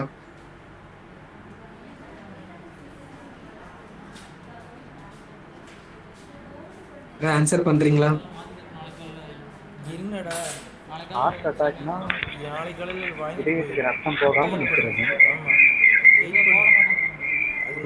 அடுத்த நிமிஷம் தம்பி என்ற பாட்டு நான் முடிச்சிட்டேன். சரியா, ரெக்கார்டு முடிச்சிட்டேன். இப்போ ராஜ் நீ தேங்க்யூங்க சார், நானே சொல்லிடுறேன். ஹார்ட் அட்டாக் அப்படின்னா இதயத்துக்கு வந்து நிறைய விதமான பிளட் வெசல் போயிட்டு இருக்கு இல்லைங்களா, அதுல போகக்கூடிய பிளட் வெசல்ல ஒரு பிளாக்கேஜ் வந்துடும். அந்த பிளாக்கேஜ் வந்து நம்ம ரத்தம் இருக்கு இல்லைங்களா, அந்த ரத்தம் உறைஞ்சு போய் கட்டியா மாதிரி பிளாக் ஏற்படுத்தலாம். அப்படி இல்லைன்னா நம்ம முன்ன சொன்ன இல்லைங்களா கொலஸ்ட்ரால்னு சொல்றீங்களா, அந்த கொலஸ்ட்ரால் போயிட்டு அந்த இடத்துல அங்க டெபாசிட் ஆகி அங்க அடைப்பை ஏற்படுத்தலாம். ஏதாவது ஒரு மூலியமா அடைப்பை ஏற்படுத்தி இருக்குது அப்படின்னா ஹார்ட் அட்டாக். இதே கார்டியக் அரெஸ்ட் அப்படின்னா நமக்கு ப்ராப்பரா ஃபங்க்ஷன் ஆகிட்டு இருக்கு இல்லையா, அந்த ஹார்ட் வந்து டக்குன்னு சடனா நின்றும். ஒருத்தங்க நார்மலா இருக்காங்க, டக்குன்னு மயக்கம் போட்டு விழுந்துடுறாங்க இல்லையா, ஹார்ட் நின்றது இல்லையா, அதுக்கு பேர் தான் கார்டியக் அரெஸ்ட்ன்றாங்க. இதே ஹார்ட் ஃபெயிலியர் அப்படின்னா அவங்களுக்கு லாங் டேர்மா ஏதாவது ஒரு டிசீஸ் இருக்கும், அந்த டிசீஸ் வந்து ஹார்ட்டை அஃபெக்ட் பண்ணி ஹார்ட் வந்து ப்ராப்பரா இயங்காம இருக்கும், அதுக்கு பேர் தான் ஹார்ட் ஃபெயிலியர். இப்போ நிறைய பேர் யங் ஏஜ்லயே டக்குன்னு மயக்கம் போட்டு விழுந்துடுறாங்க, கேட்டால் ஹார்ட் அட்டாக் அப்படின்றாங்க, இல்லையே கார்டியக் அரெஸ்ட் அப்படின்றாங்க. அதுக்கு ஒரு வித காரணமே இது உணவு தான். என்னடா எல்லாத்துக்குமே இந்த உணவுமே காரணமாக சொல்கிறோம் அப்படின்னு நினைக்காதீங்க, அதுதான் முதல் அடிப்படை, அதுதான் ரொம்ப பேஸ். ஸோ அவங்க சாப்பிடக்கூடிய உணவில் வந்து தேவையில்லாத ஆயில்ஸ் அதிகமாக எடுத்துக்கிறாங்க. இந்த நல்லெண்ணெய், தேங்காய் எண்ணெய் இந்த மாதிரி எண்ணெய்களா இல்லாமல் நமக்கு உடம்புக்கு கெடுதல் கொடுக்கக்கூடிய மாதிரி எண்ணெய்கள் அதிகமாக எடுத்துக்கிறாங்க. இன்னொன்று, நைட்டு ஒழுங்காக தூங்குறது கிடையாது. இப்போ எல்லாருமே நான் அதிகமாக பார்க்கும்போது நைட்டு 12 மணி, 1 மணி, 2 மணி, 3 மணி, சில பேர்லாம் காலையில் 4 மணிக்கு தான் தூங்கவே ஆரம்பிக்கிறாங்க. ஸோ அந்த தூக்க முறையை ரொம்ப மாற்றிக்கிறாங்க. அதனால இந்த கார்டியக் அரெஸ்ட் வரலாம், ஹார்ட் அட்டாக் வரலாம். இன்னொன்று, சாப்பிடக்கூடிய உணவு முறைகள் அதிகமாக அவங்க மாற்றிக்கிறதுனால வரலாம். இன்னொன்று, டைமிங் சாப்பிடாம மாற்றி மாற்றி சாப்பிட்றாங்க, நைட்லாம் சாப்பிட்றாங்க. இதனாலையும் இந்த ஹார்ட் அட்டாக், கார்டியக் அரெஸ்ட் வரலாம். ஸோ இப்போ இருக்கக்கூடிய யங்ஸ்டர்ஸ்க்கு நிறையா இந்த ஹார்ட் அட்டாக், கார்டியக் அரெஸ்ட் வரதுக்கு முதல் ரீசன் வந்து இந்த உணவும் அவங்க தூங்குற டைமிங் வந்து மாற்றிக்கிறது தான் மெயின் ரீசனாக இருக்குது. ஹார்ட் ஃபெயிலியர் அப்படின்றது அது அவ்வளோ சீக்கிரம் யங் ஏஜ் யாருக்கும் வரவே வராது. ரொம்ப நாளாக ஏதாவது ஒரு டிசீஸில் வந்து அஃபெக்ட் ஆயிருக்காங்க அப்படின்றனால இருக்கிறவங்களுக்கு மட்டும்தான் ஹார்ட் ஃபெயிலியர் வரும். சரிங்களா? அடுத்த ஸ்லைட்ஸ். அடுத்து கண்மை. இப்போ பெரும்பாலானோர் பார்க்குறாங்க கண்மை அப்படின்னா அது பெண்கள் மட்டும்தான் வைக்கணும், ஆண்கள் கண்மை வைக்கக்கூடாது, இது வந்து பெண்களுக்குரிய ஒரு இது, நம்ம வைக்கக்கூடாது அப்படின்னு நினைக்கிறாங்க. ஆக்சுவலாக கண்மைன்றது யார் வேணால் வைக்கலாம், பெண்களும் வைக்கலாம், ஆண்களும் வைக்கலாம். இந்த கண்மை வைக்கிறது மூலியமாக வந்து கண்ணுக்கு எந்த விதமான நோய்களும் அவ்வளோ சீக்கிரம் வராது. கண்ணோட பவர் இன்க்ரீஸ் பண்ணி கொடுக்கும். அதில் அவ்வளோ சீக்கிரம் கேட்ராக்ட் வராது, அவ்வளோ சீக்கிரம் பவர் வந்து கண்டிப்பாக குறையவே குறையாது. இன்னொன்று, இதை நம்ம அந்த காலத்தில் வச்சுட்டு இருந்தோம். பெண்கள் அப்படின்னாலே கண்மை வச்சுட்டு இருந்தாங்க. இந்த காலத்தில் கண்மை யாருமே வைக்கிறதே கிடையாது. அப்படியே கண்மை வச்சாலும் இந்த காலேஜ் ஃபங்க்ஷனு, ஆஃபீஸில் இருக்கக்கூடிய ஃபங்க்ஷன் அன்னைக்கு சேரீ கட்டிட்டு வரும்போது மட்டும் சிலர் வந்து கண்மை வைக்கிறாங்க. அப்படி இல்லை, அழகாக இருக்கணும் கண்ணு, அதுக்காக நான் மை வைக்கிறேன் அப்படின்னும் போது இந்த எக்ஸ்ட்ரலாக கடையில் காஜல்னு சொல்லி இருக்கிறாங்க. அது வந்து செயற்கையாக இந்த மாதிரி கருப்பு நிறத்தை உண்டாக்கி கண்ணுக்கு அழகு வைக்கிறதுக்காக காஜல்னு ஒன்று விற்கிறாங்க. அதைத்தான் வைக்கிறாங்களே தவிர ப்ராப்பராக நம்மளுடைய தமிழ் முறைப்படி, நம்மளுடைய வழக்கத்துப்படி கண்மை யாரும் வைக்கிறதே கிடையாது. நம்மளுடைய வழக்கத்துப்படி அப்படின்னா அடுத்த ஸ்லைடுங்க சார். இந்த மாதிரி விளக்கு எரிய வைப்பாங்க. அந்த விளக்குல எண்ணெய் ஊற்றி எரிய வைப்பாங்க. அந்த எண்ணெயில் என்ன பண்ணுவாங்க அப்படின்னா கரிசலாங்கண்ணி, பொன்னாங்கண்ணின்னு 2 கீரை சொல்லுவாங்க. இந்த 2 கீரையுமே வந்து நம்ம இன்டர்னலாக எடுத்துக்கிறப்ப லிவருக்கு ரொம்ப வந்து நல்லது. லிவர் சார்ந்த எந்த டிசீஸுமே நமக்கு வர விடாது. ஸோ இதை வந்து அந்த எண்ணெய் இருக்கு இல்லைங்களா, அந்த எண்ணெயில் இந்த கரிசலாங்கண்ணி, பொன்னாங்கண்ணி இந்த 2 கீரையோட இலையை வந்து பிச்சு அதுக்குள்ளே போட்டிங்க அப்படின்னா, இல்லை அப்படின்னா அதை அழுத்துனீங்கனாலே சாறு வரும். சும்மா ஒரு 5-6 இலை எடுத்து நீங்கள் கையில் புழிஞ்சிங்கனாலே ரொம்ப அதிகமாக சாறு வரும். அந்த சாரை வந்து நீங்கள் எண்ணெயில் விட்டுட்டீங்க அப்படின்னா, இந்த மாதிரி நான் இந்த ஸ்க்ரீனில் காமிச்சிருக்கேன் இல்லைங்களா, அது மாதிரி இந்த எண்ணெயை அதை வச்சுட்டு அந்த விளக்கெரிய விட்டீங்க அப்படின்னா, அந்த விளக்கு அணைஞ்சதுக்கு அப்புறமேட்டு அதை எடுத்து பார்த்தீங்கன்னா மேலே பிளாக்காக இருக்கும், கருப்பு கலர் இருக்கும். அதை எடுத்து சேவ் பண்ணி வச்சுட்டு நீங்கள் அதில் கொஞ்சோண்டு ஆயில் விட்டீங்கன்னா அது ஒரு மாதிரி மை மாதிரி வர ஆரம்பிச்சிடும். அதை எடுத்து நீங்கள் கண்ணுக்கு அப்ளை பண்ணிட்டு வந்தீங்க அப்படின்னா உங்களுக்கு கண் சார்ந்த எந்த நோயும் வராது. ஐ பவர் கண்டிப்பாக இன்க்ரீஸ் ஆகும், ஐ பவர் லோவே ஆகாது. இன்னொன்று, இப்போ ஸ்பெக்ஸ் நிறைய போடுறோம் இல்லைங்களா, நிறைய பேர் அதிகமாக சின்ன வயசுலேருந்தே நிறைய பேர் ஸ்பெக்ஸ் போட ஆரம்பிச்சிடுறாங்க. இந்த மாதிரியான மை நீங்கள் யூஸ் பண்ண ஆரம்பிக்கிறீங்க அப்படின்னா கண்டிப்பாக சொல்கிறேன், அந்த நீங்கள் ஸ்பெக்ஸை வந்து கழட்டிடலாம் கொஞ்ச நாளில். இல்லை அப்படின்னா உங்களுக்கு இருக்கக்கூடிய பவரை கொஞ்சம் கொஞ்சமாக சரி பண்ணிக்கிட்டு வந்துடலாம். நிறைய பேருக்கு இது கொடுத்த அனுபவம் எனக்கு இருக்குது, அதனால் சொல்கிறேன். ஏன்னா அனுபவம் இல்லாமல் சொல்லக்கூடாது, இது அனுபவத்தில் சொல்கிறேன். அதனால தான் பிபிடியாகவும் இதை ஆட் பண்ணியிருக்கேன் நான் இதில். அடுத்த ஸ்லைடுங்க சார். ஸோ வர்ம மருத்துவம்னு ஒரு மருத்துவ முறை நீங்கள் கேள்விப்பட்டிருப்பீங்க, அது சித்த மருத்துவத்தில் இருக்குது. தெரியாதவங்களுக்கு ஒரு எக்ஸாம்பிளுக்காக சொல்கிறேன் அப்படின்னா, இப்போ ரீசெண்டாக கமல்ஹாசன் ஒரு படம் நடித்தார், இந்தியன் ஒரு படம் நடித்தார்.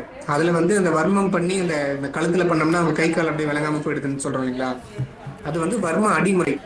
நம்மளை வந்து ஒருத்தங்கள்ட்ட இருந்து, அதாவது நம்மளை எதிரிகிட்ட இருந்து தற்காத்துக்கிறதுக்காக பண்ணுறது, அது ஒரு வர்ம முறை. அது வர்ம அடிமுறைன்னு சொல்லுவாங்க. ஒருத்தங்களை தாக்குறதுக்காக பயன்படுத்தும் போது வர்ம அடிமுறை. அதுவே மருத்துவத்துக்கு பயன்படுத்தணும் அப்படின்னா வர்ம மருத்துவம். அது வந்து இப்போ நிறைய, அதாவது என்ன சொல்கிறது, மெடிசனே இல்லாமல் ஒரு நோயை குணப்படுத்த முடியும் அப்படின்னா இந்த வர்ம மருத்துவத்தின் மூலிமா குணப்படுத்தலாம். இதை வந்து எப்படி பண்ணிட்டுருக்காங்க, சைனீஸில் எப்படி பண்ணுறாங்க அப்படின்னா அந்த அக்குபஞ்சர் அப்படின்ற மூலிமா பண்ணுவாங்க. அவங்க ஒரு சில பாயிண்டில் நீடில் வச்சு குத்துவாங்க, நாம் கையை வச்சு ப்ரெஸ் பண்ணுறோம். இது 2 தான் டிஃப்ரென்ஸ் அது 2க்குமே. ஸோ அதில் திலர்த்த காலம்னு ஒரு வர்மம் இருக்குது. 2 புருவத்துக்கும் நடுவில் அந்த வர்மத்தை சொல்லுவாங்க. அதை நம்ம ப்ராப்பராக பண்ணிட்டு வரோம் அப்படின்னா நமக்கு தலைவலி, ஒத்த தலைவலி, கண் நோய்கள், நாளமில்லா சுரப்பி, அதாவது பிட்யூட்டரி கிளாண்டில் எந்த வித பிரச்சனையும் வராது. அதாவது 3rd ஐன்னு சொல்லுவாங்க இல்லைங்களா, அந்த இடத்துல தான் அந்த வர்மம் இருக்குது. ஸோ கருப்பை சார்ந்த நோய்கள் வராது. இதை ஏன் சொல்கிறேன் அப்படின்னா, இதை நம்ம ப்ராப்பராக டெய்லியும் போய் ஆக்டிவேட் பண்ணிக்கிட்டே இருக்க முடியாது. இதை பண்ணிக்கிட்டே இருந்தோம்னா நமக்கு இந்த நோய்கள்லாம் வராது. இதை டெய்லி பண்ணிக்கிட்டே இருக்கணும்னு சொன்னால் நம்ம பண்ண மாட்டோம். அதுக்குத்தான் நம்ம இதுக்கு முன்னாடி நமக்கு முன்னாடி வாழ்ந்தவங்கலாம் அதை எப்படி பண்ணி வச்சுட்டு போயிருக்காங்கன்றதுக்கான அடுத்த ஒரு ஸ்லைடு இருக்கு. அடுத்த ஸ்லைடு. ஸோ டெய்லியும் பொட்டு வைக்கணும் அப்படின்னு சொல்லுவாங்க. அது நீங்கள் ஸ்டிக்கர் போட்டு வச்சாலும் சரி, இல்லை குங்குமம் வச்சாலும் சரி, இல்லை சந்தனம் வச்சாலும் சரி, இல்லை திருநீர் வச்சாலும் சரி, எப்படி வச்சாலும் சரி, அந்த இடத்துல நான் காமிச்சிருக்கேன் இல்லைங்களா, அந்த இடத்துல அந்த வர்ம புள்ளி இருக்கு. ஸோ நமக்கு பொட்டு வைக்கிறதும் அந்த இடத்துல தான் சொல்லியிருக்காங்க. அதுக்காக தான் பொட்டு வைக்கிறதே தவிர எந்த ரிலீஜியன் சார்ந்தும் பொட்டு வைக்கணும் அப்படின்றது கிடையாது.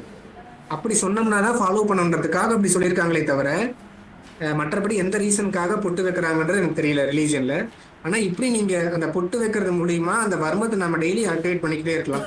ஸோ டெய்லி ஆக்டிவேட் பண்ணிக்கிட்டே இருக்கீங்க அப்படின்னா இதுக்கு முன்னாடி அந்த ஸ்லைடில் போட்டுருந்தோம் இல்லைங்களா, அந்த நோய்கள்லாம் வராமல் நம்ம பார்த்துக்கலாம். சரிங்களா? அந்த தலைவலி, ஒத்த தலைவலி, கண் நோய், நமக்கு தூக்கம் குறையிறது, இன்னொன்று பிட்யூட்டரி கிளாண்டோட சுரப்பு வந்து ப்ராப்பராக ஃபங்க்ஷன் ஆகியும்.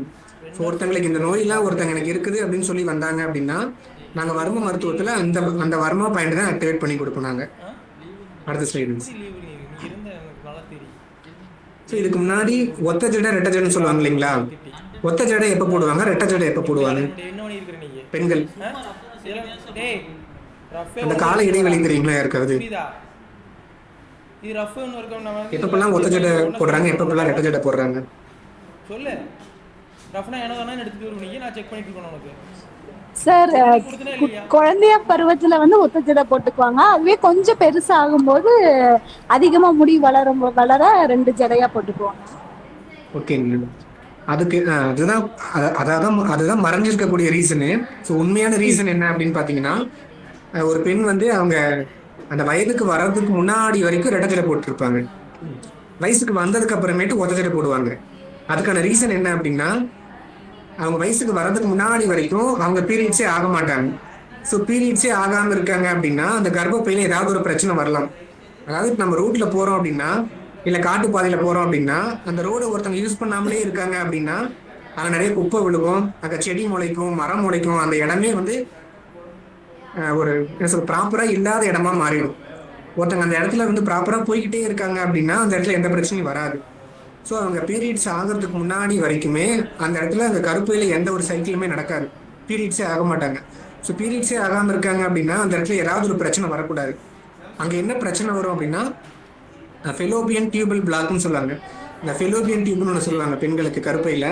அந்த இடத்துல பிளாக் வந்துடும், இல்லைன்னா அந்த இடம் வந்து ரொம்ப நேரம் ஆன மாதிரி ஆகிடும், இல்லை அந்த இடத்துல ஏதாவது ஒரு பிரச்சனை வந்துடும், கட்டி வந்துடும். அந்த கட்டி வராமல் பார்த்துக்கிறதுக்கு தான் வந்து ரெட்டை ஜடை போட சொல்லுவாங்க. ஏன் ரெட்டை ஜடை போட்டால் சரியாயிடுமா அப்படின்னு கேட்டால், ரெட்டை ஜடை போடுறோம் இல்லைங்களா, அந்த இடத்துல ஒரு வர்மம் இருக்கு, முடிச்சூடி வர்மம்னு சொல்லுவாங்க. அதாவது முடிசூடுதல்னு சொல்றாங்க இல்லையா ராஜாக்கு, அந்த ராஜாக்கு முடிசூடும் போது அந்த கிரீடம் போய் கரெக்டாக ஒரு இடத்துல உட்காரும். அந்த இடத்துல தான் முடிச்சூடி வர்மம்னு சொல்லுவாங்க.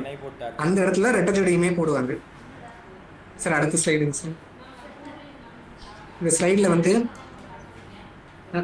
இதில் பார்த்தீங்கன்னா 74வது பாயிண்ட் போட்டிருக்கும், முடிச்சூடி அடங்கல் வர்மம்.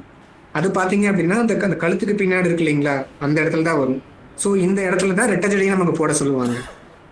இந்த ஸ்லைடு நல்லா பார்த்துக்குவாங்க. இதுக்கு அடுத்த ஸ்லைடு ஒன்று வரும் சார். அடுத்த ஸ்லைடுங்க சார். இந்த இடத்துல தான் அந்த முடிச்சூடி வர்மமும் இருக்கு, இந்த இடத்துல தான் ரெட்டை ஜடையும் போட சொல்லுவாங்க. ஸோ இதை நீங்கள் ப்ராப்பராக நீங்கள் ரெகுலராக போட்டுக்கிட்டே வரீங்க அப்படின்னா அந்த கருப்பையில் எந்த விதமான அடைப்பும் வராது, எந்த விதமான கட்டிகளும் வராது. அதுக்காக தான் ரெட்டை ஜடை போட சொல்லியிருக்காங்க. இன்னொன்று, ரெட்டை ஜடையை வந்து பசங்களை போட சொல்ல மாட்டாங்க. காரணம், இந்த கருப்பை வந்து நமக்கு இருக்காது, பசங்களுக்கு இருக்காது.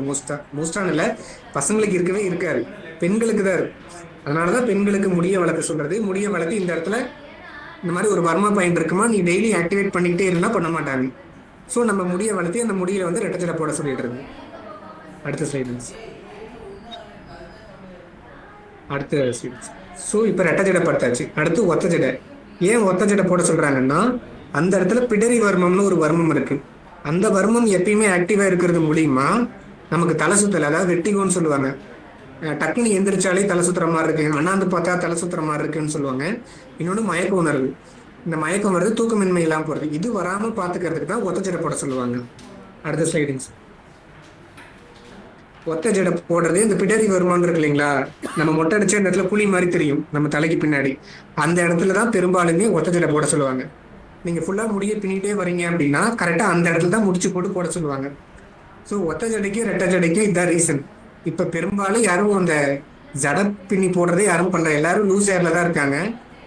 லூஸ் ஹேரில் இருக்கிறது தப்புன்னு நான் சொல்லலை, ஒத்த லிட்டரேச்சரை போடுறது நல்லது அப்படின்றதுக்காகத்தான் இந்த பிபிடி ப்ரெசென்ட் பண்ணியிருக்கேன். டேபிள் ஸ்ட்ரக்சர் ஆமாம். அடுத்த ஸ்லைடிங் சார். ஸோ இப்போ நம்ம இருக்கிற ஏரியா வந்து இந்த கொங்கு மண்டலம்னு சொல்லுவாங்க. அதாவது இந்த கோயம்புத்தூர், திருப்பூர், நீலகிரி இந்த ஏரியாலாம் கொங்கு மண்டலம்னு சொல்லுவாங்க.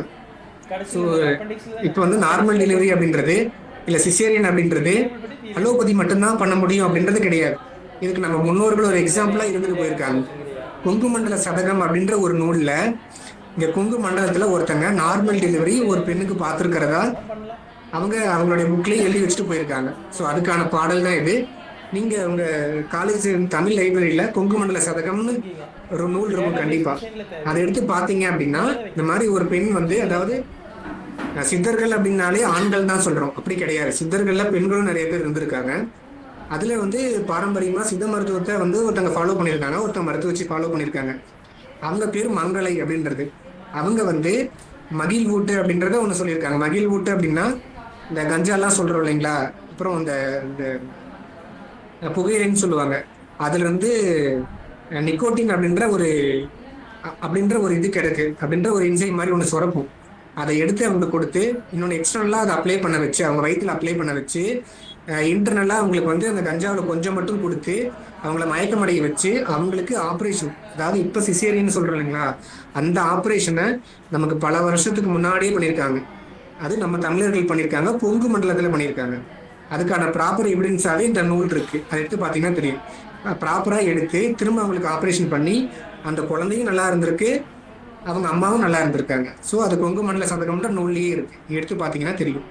ஸோ சித்த மருத்துவத்தில் இந்த மாதிரி சிசேரியன் கிடையாது, இதை பண்ண முடியாது, பண்ணக்கூடாது, இதெல்லாம் தப்பு, பண்ணால் அலோபதி தான் பண்ணணும் அப்படின்னு கிடையாது. சித்த மருத்துவத்துலேயும் இருக்குது அப்படின்றதுக்கான ஒரு எக்ஸாம்பிள் தான் இது. அடுத்த ஸ்லைடிங் சார். ஸோ இது எல்லாம் சொல்கிறதுக்கு முன்னாடி இப்போ ஒருத்தங்களை வந்து ப்ரெக்னென்ட் ஆகிறதே ரொம்ப பெரிய பிரச்சனையாக இருக்குது. இப்படி ப்ரெக்னென்ட் ஆனாலும் அது எந்த டாக்டரை போய் பார்க்கணும், என்ன பண்ணணும், ஏது பண்ணணும், அவங்க சொல்கிற மெடிசனை எப்படி ஃபாலோ பண்ணுறது, என்ன பண்ணுறதுன்னு தெரியாமல் நிறைய பேர் இருக்காங்க. ஸோ இதுக்கு கவர்மெண்ட்டில் ஸ்கீம் இருக்கா இல்லையான்றது தெரியாமலும் இருக்காங்க. ஸோ இதுக்கு கவர்மெண்ட்டில் சித்த மருத்துவத்தில் நிறைய ஸ்கீம் இருக்குது. அதில் ஒன்று அம்மா மகப்பேறு சஞ்சீவின்னு ஒரு ஸ்கீம் இருக்குது. அதில் இப்போ நான் ஸ்லைடில் போட்டிருக்கேன் இல்லைங்களா, இந்த மருந்தெல்லாம் சித்த மருத்துவம், இதெல்லாம் சித்த மருந்து. இந்த மருந்தெல்லாம் நம்ம ஃபாலோ பண்ணோம் அப்படின்னா நமக்கு இந்த நோய்கள்லாம் வராது. எப்போ ப்ரெக்னெண்ட்டாக இருக்கிறப்ப அந்த நோய்களும் வராது, அந்த குழந்தையும் ஹெல்த்தியாக இருக்கும். இதில் வந்து கருவேப்பிலை பொடி, நமக்கு அனிமிக்காக இருக்கிறதுக்கு ஃபோலிக் ஆசிட் சாப்பிடுங்க அப்படின்னு சொல்லுவாங்க. அந்த ஃபோலிக் ஆசிட் சாப்பிட்றதுக்கு பதிலாக நம்ம கருவேப்பிலை பொடி எடுத்துக்கலாம்.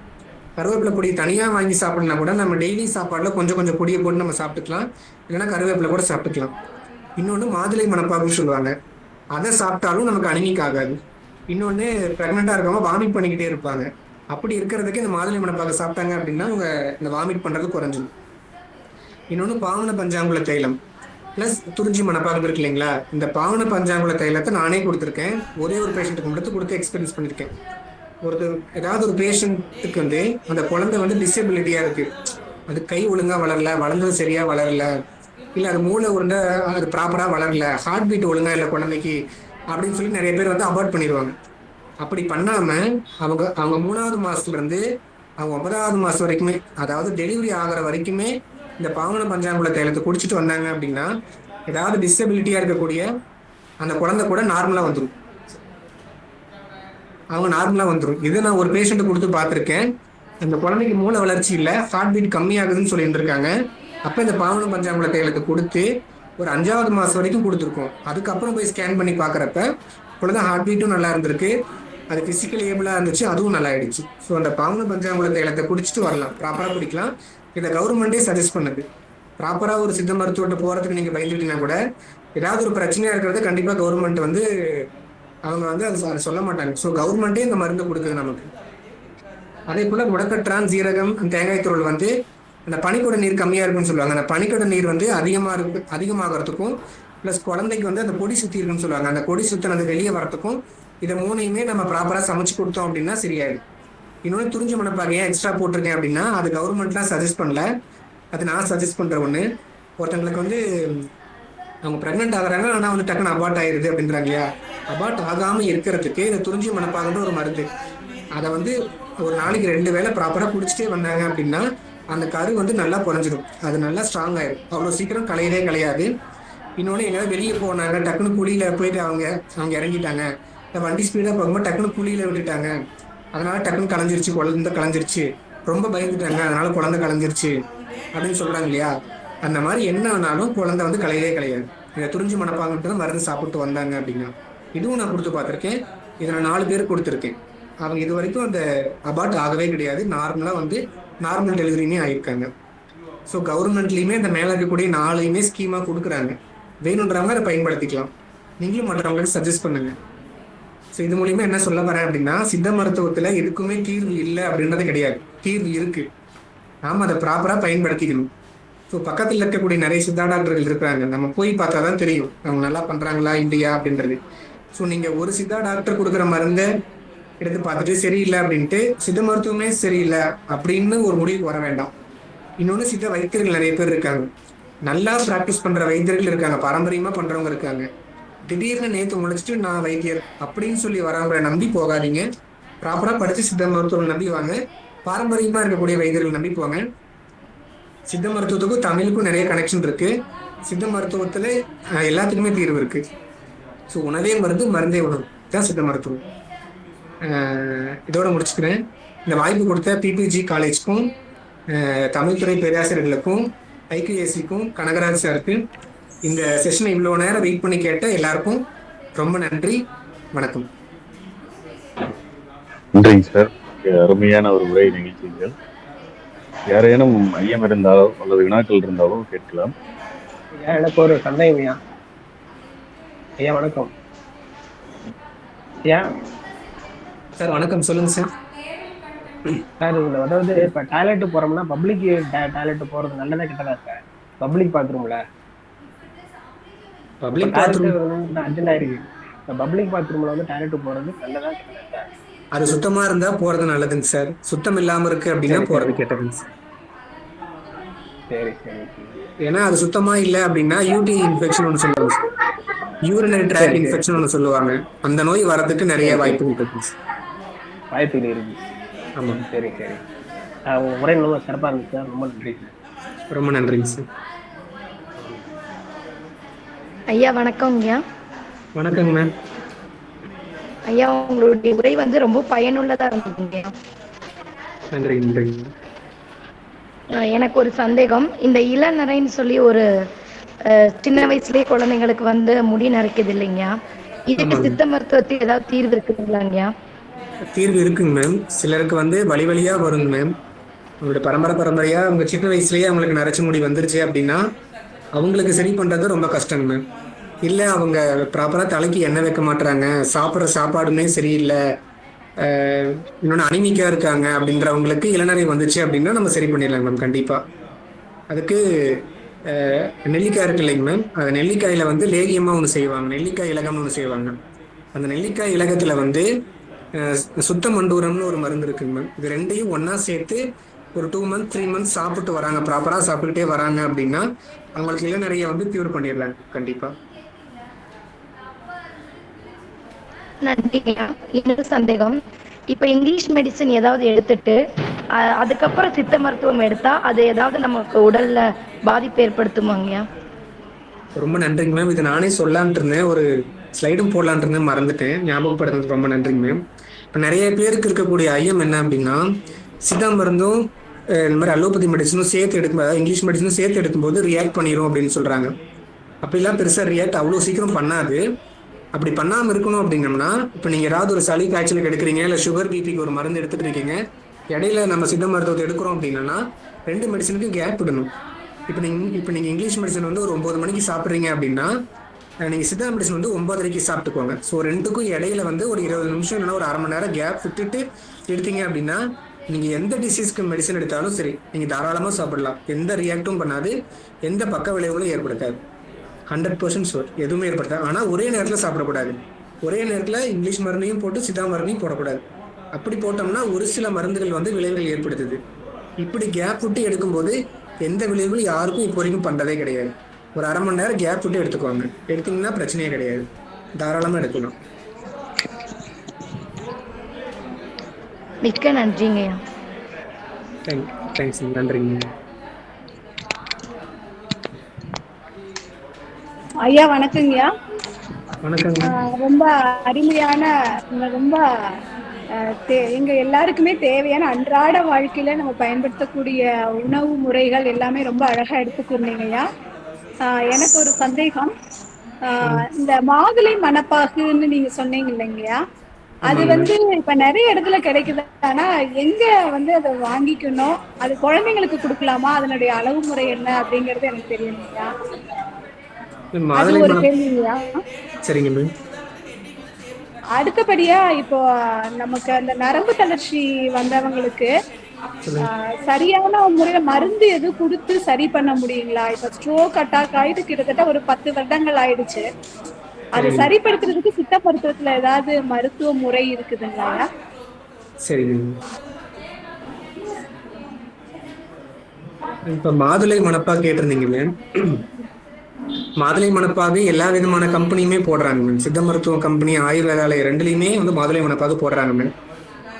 நீங்க எல்லாத்துலயுமே வாங்கிக்கலாம். எல்லா எல்லா எல்லா ஃபார்மசியுமே நல்லா தான் போடுறாங்க. நீங்க எங்க போய் கேட்டீங்கனாலும் கிடைக்கும். இது எல்லா இடத்துலயும் அவைலபிள் தான் மேம். எவ்வளவு சாப்பிடணும் அப்படின்னா, அதாவது குழந்தைங்களுக்கு அப்படின்னா அந்த மருந்துலயே ஒரு மூடி இருக்கு இல்லைங்களா, மருந்துக்குன்னே ஒரு மூடி. அந்த மூடியில அரை மூடி குழந்தைங்களுக்கு கொடுங்க. அது அரை மூடி எடுத்துக்கிட்டு 1 டம்ளர் தண்ணியில கலந்து கொடுங்க. இதே பெரியவங்களா இருக்காங்க அப்படின்னா அந்த மூடியில ஒரு மூடி அளவுக்கு எடுத்துக்குவாங்க. ஸோ மணப்பாகு அப்படின்னும் போது நம்ம பத்தியம் நிறைய சொல்லுவாங்க சித்த மருத்துவத்தில், இதை சாப்பிடணும் அதை சாப்பிடக்கூடாதுன்னு. ஸோ மணப்பாகு, லேகியம் அப்படின்னு 2 இருக்கு அப்படின்னும் போது இது ரெண்டுக்குமே நீங்க பத்தியம் ஃபாலோ பண்ணவே தேவையில்லைங்க. ஸோ மாதுளை மணப்பாகு எடுக்கிறீங்க அப்படின்னா நீங்க எந்த பத்தியமும் ஃபாலோ பண்ண தேவையில்லை. நம்ம பெரியவங்களா இருக்கும்போது அதை அப்படியே குடிச்சிக்கலாம். நம்ம தண்ணியில கலந்து குடிச்சாலும் சரி, நம்ம அப்படியே ராவா குடிச்சாலும் சரி. இதே குழந்தைங்க இருக்காங்க அப்படின்னும் போது நம்ம தண்ணியில கலந்து கொடுக்கறது நல்லதுங்க. ஸோ குழந்தைங்க அப்படின்றப்ப ஒரு 2 வயசு 3 வயசுக்கு மேலே இருக்கிற குழந்தைங்களுக்கு தாராளமாக கொடுக்கலாம் 1/2 ஸ்பூன். இதே 2 வயசு கம்மியா இருக்காங்க அப்படின்னா 1 சொட்டு கொடுக்கலாம். இல்லை பக்கத்துல ஏதாவது டாக்டர் இருக்காங்க அப்படின்னா பீடியாட்ரிக் டாக்டருக்கு கேட்டு கொடுக்கலாங்க மேம். இது ஒன்று. செகண்டா ஸ்ட்ரோக் கேட்டிருந்தீங்க மேம். ஸ்ட்ரோக் ஒருத்தங்களுக்கு ஸ்ட்ரோக் வந்திருக்கு அப்படின்னா ஒரு 3 மந்த்ஸ் இல்லை 6 மந்த்துக்குள்ள நம்ம போய் நம்ம டாக்டரை பார்த்துட்டோம் அப்படின்னா அதை ஃபுல்லாகவே க்யூர் பண்ணிடலாங்க ஸ்ட்ரோக் அப்படின்றத. அதுக்கு மேலே போகுது அப்படின்னா அவங்க அதுக்கு மேலே ஒரு 6 மந்த் போகுது, 1 இயர் ஆகுது அப்படின்னா ஒரு 50% க்யூர் பண்ணலாங்க மேம். அதை தாண்டி அதிகமாயிடுச்சு அப்படின்றத நம்ம முழுசா குணப்படுத்த முடியாதுங்க மேம். அவங்கள ஒரு 30% 40% குணப்படுத்தலாம். ப்ராப்பராக எந்திரிச்சு நடக்கிற அளவுக்கு பண்ண வைக்கலாம். அவங்க கை ஃபங்க்ஷன் போயிடுச்சு அப்படின்னா அந்த கை ஃபங்க்ஷன் வர அளவுக்கு வைக்கலாம். ஆனால் அது 100% கொண்டு வர முடியாதுங்க. உட்கார்ந்து இருக்கிறவங்க, படுத்து படுக்கையா இருக்கிறவங்கள எந்திரிச்சு உட்கார வச்சு நடக்க வைக்கிற அளவுக்கு பண்ணிக்கலாம். அவங்க வேலையை அவங்களே பண்ற அளவுக்கு பண்ண வைக்கலாம். ஆனா முழுசா குணப்படுத்த முடியாதுங்க. முழுசா குணப்படுத்தணும் அப்படின்னா ஸ்ட்ரோக் 6 மந்த் ஆயிருக்கு அப்படின்னா முழுசா குணப்படுத்திடலாம். சித்த மருத்துவத்துக்கு வந்தா, சித்த மருத்துவம் ஆயுர்வேதாவுக்கு வந்தா குணப்படுத்திடலாம்.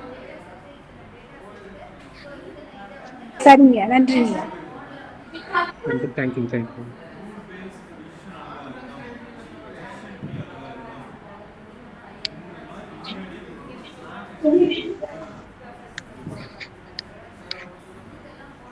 வேற சந்தேகம் இருக்காது இருக்குங்க.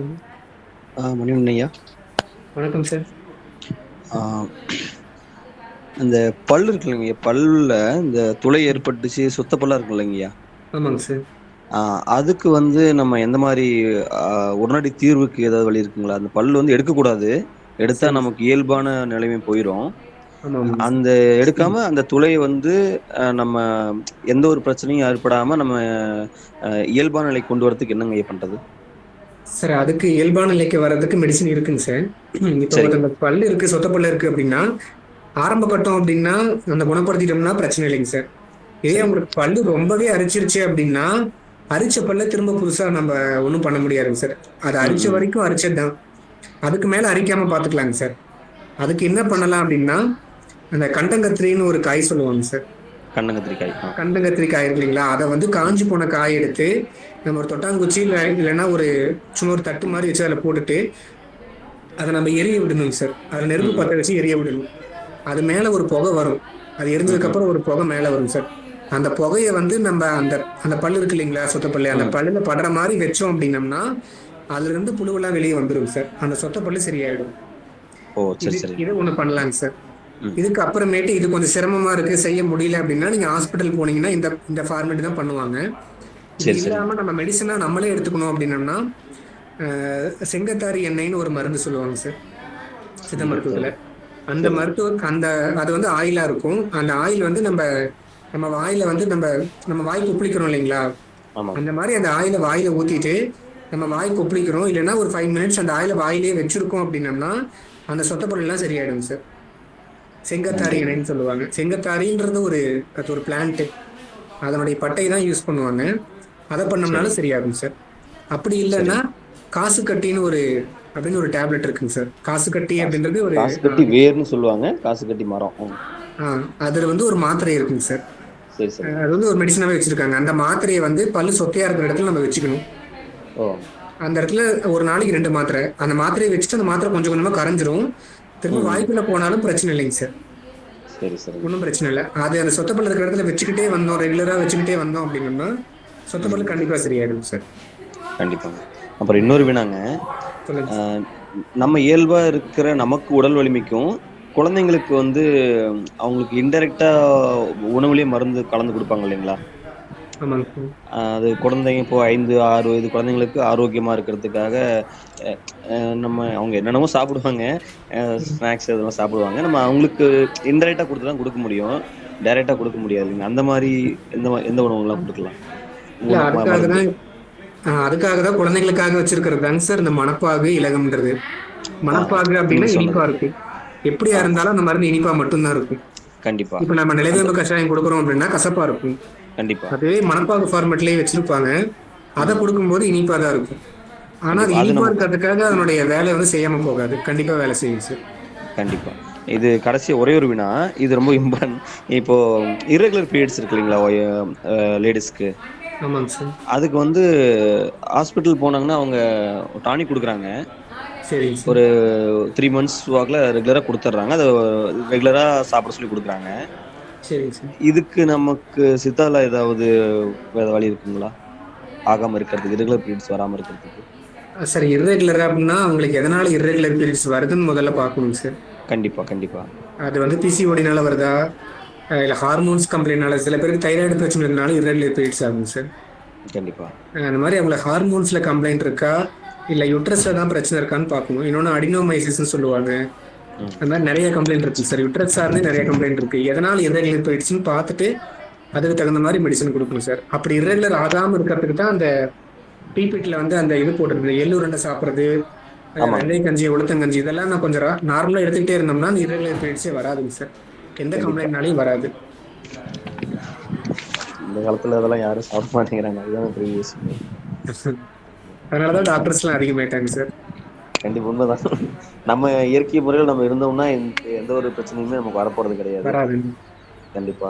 செயற்கைத்தனமா என்னென்னமோ சாப்பிட்டு என்னென்னமோ நாகரிகத்துக்காக நம்ம ஓடுறதுனாலதான் எல்லா சிக்கலும் வந்து. கண்டிப்பாங்களா? கண்டிப்பா உங்களுடைய தொடர்பு என்ன கனகராஜர் கொடுத்துருங்க. எதுவாக இருந்தாலும் நம்ம பார்க்கலாம்.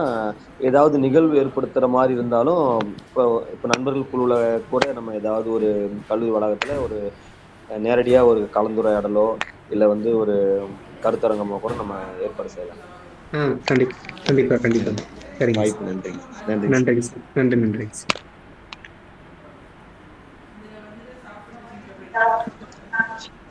வேறு யாரேனும் வினாக்கள் இருந்தால் கேட்கலாம்.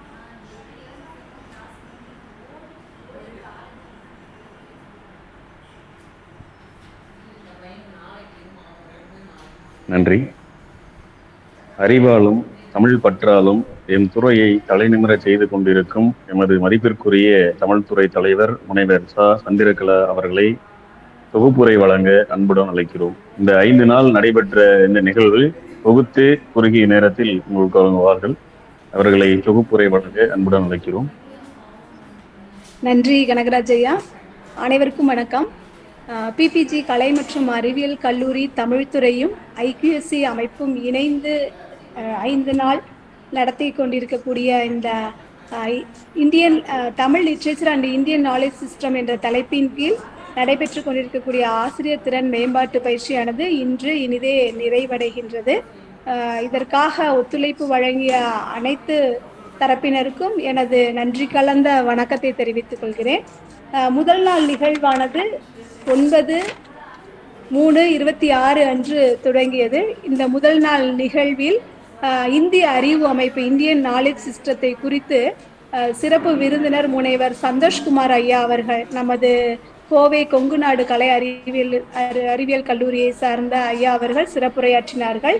இதில் இந்திய அறிவு அமைப்பு என்பது இந்தியாவின் பல்லாயிரக்கணக்கான ஆண்டுகால கலாச்சாரம், தத்துவம்,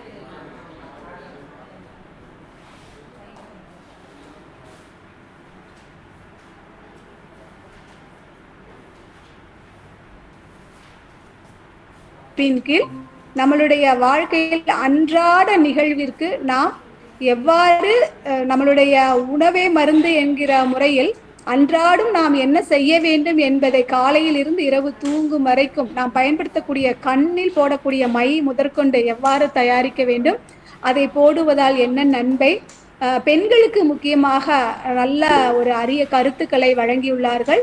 அன்னார் இன்று இங்கு வந்து சிறப்பித்ததற்கு எமது தமிழ்துறையும் கல்வி நிறுவனமும் ரொம்ப பெருமைப்படுகின்றது. மிக்க நன்றிங்க ஐயா.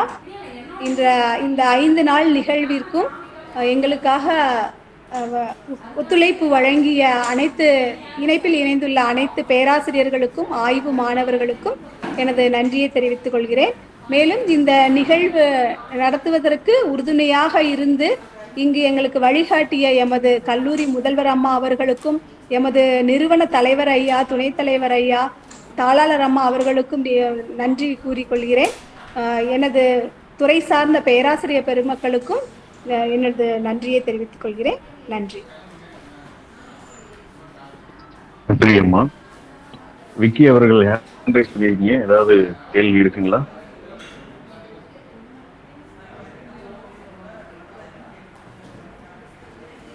நன்றி. இந்த 5 நாள் ஆசிரியர் திறன் மேம்பாட்டு பயிற்சி நிறைவாக நன்றி உரை வழங்க துடிப்புடனும் துல்லியத்துடனும் செயல்பட்டுக் கொண்டிருக்கக்கூடிய ஐக்கியூஎஸ்சி ஒருங்கிணைப்பாளர் திருமிகு பிரபு சார் அவர்களை நன்றி உரை வழங்க அன்புடன் அழைக்கிறோம். On behalf of the Department of Tamil, IQAC, PPP College of Arts and Science, it's my great privilege to propose the vote of thanks for this encouraging faculty development program on Tamil literature and Indian knowledge system. First and foremost, I express our sincere gratitude to our respected chairman, Dr. L.P. Thangaveli sir, for his constant encouragement and visionary leadership, which always motivates us to organize such academic programs. I extend my heartfelt thanks to our beloved correspondent, Mrs. Santi Thangaveli Madam, and Vice Chairman Mr. Akshay Thangaveli Sir, for their continuous support and guidance in conducting this program successfully. My sincere thanks to our respected principal, Dr. N. Muthumani Madam, for providing us with the opportunities, encouragement, and institutional support to organize this faculty development program. I would like to express my gratitude to all the resource persons who shared their valuable knowledge and insights during the sessions for all the 5 days. Your informative and inspiring sessions have enriched our understanding of Tamil literature and the Indian knowledge tradition. I also extend my appreciation to the program coordinator, organizing committee members, and the IQC team for their dedicated efforts in planning and executing this program smoothly. My sincere thanks to all the participants for your active involvement and enthusiastic participation throughout the sessions. Finally, I thank to everyone who directly and indirectly contribute to the successful completion of this program. Thank you all. நன்றி ஐயா. இன்றைய நிகழ்விற்கான பின்னூட்ட படிவம் குழுவில் பகிரப்பட்டுள்ளது. அனைவரும் பூர்த்தி செய்யவும். உங்கள் அனைவருக்குமான மின் சான்றிதழ் உடனடியாக உங்களுடைய மின்னஞ்சலுக்கு அனுப்பப்படும். நீங்கள் பதிவு செய்யும் பொழுது எந்த மின்னஞ்சல் வழங்கினீர்களோ அந்த தகவலின் அடிப்படையில் உங்களுடைய மின்னஞ்சலுக்கு உங்களுடைய மின் சான்றிதழ் வழங்கப்படும். அதில் ஏதேது பிழை இருந்தால் உடனடியாக குழுவில் தெரிவிக்கலாம். நீங்கள் வழங்கிய அந்த தகவல்களின் அடிப்படையில் இந்த சான்றிதழ் தயாரிக்கப்பட்டுள்ளது. அதில் பிழை இருந்தால் நீங்கள் மறுபடியும் குழுவில் பகிர்ந்தால் அந்த பிழைகளை சரி செய்து உங்களுக்கு அனுப்பப்படும். அனைவருக்கும் மீண்டும் ஒரு முறை நன்றி.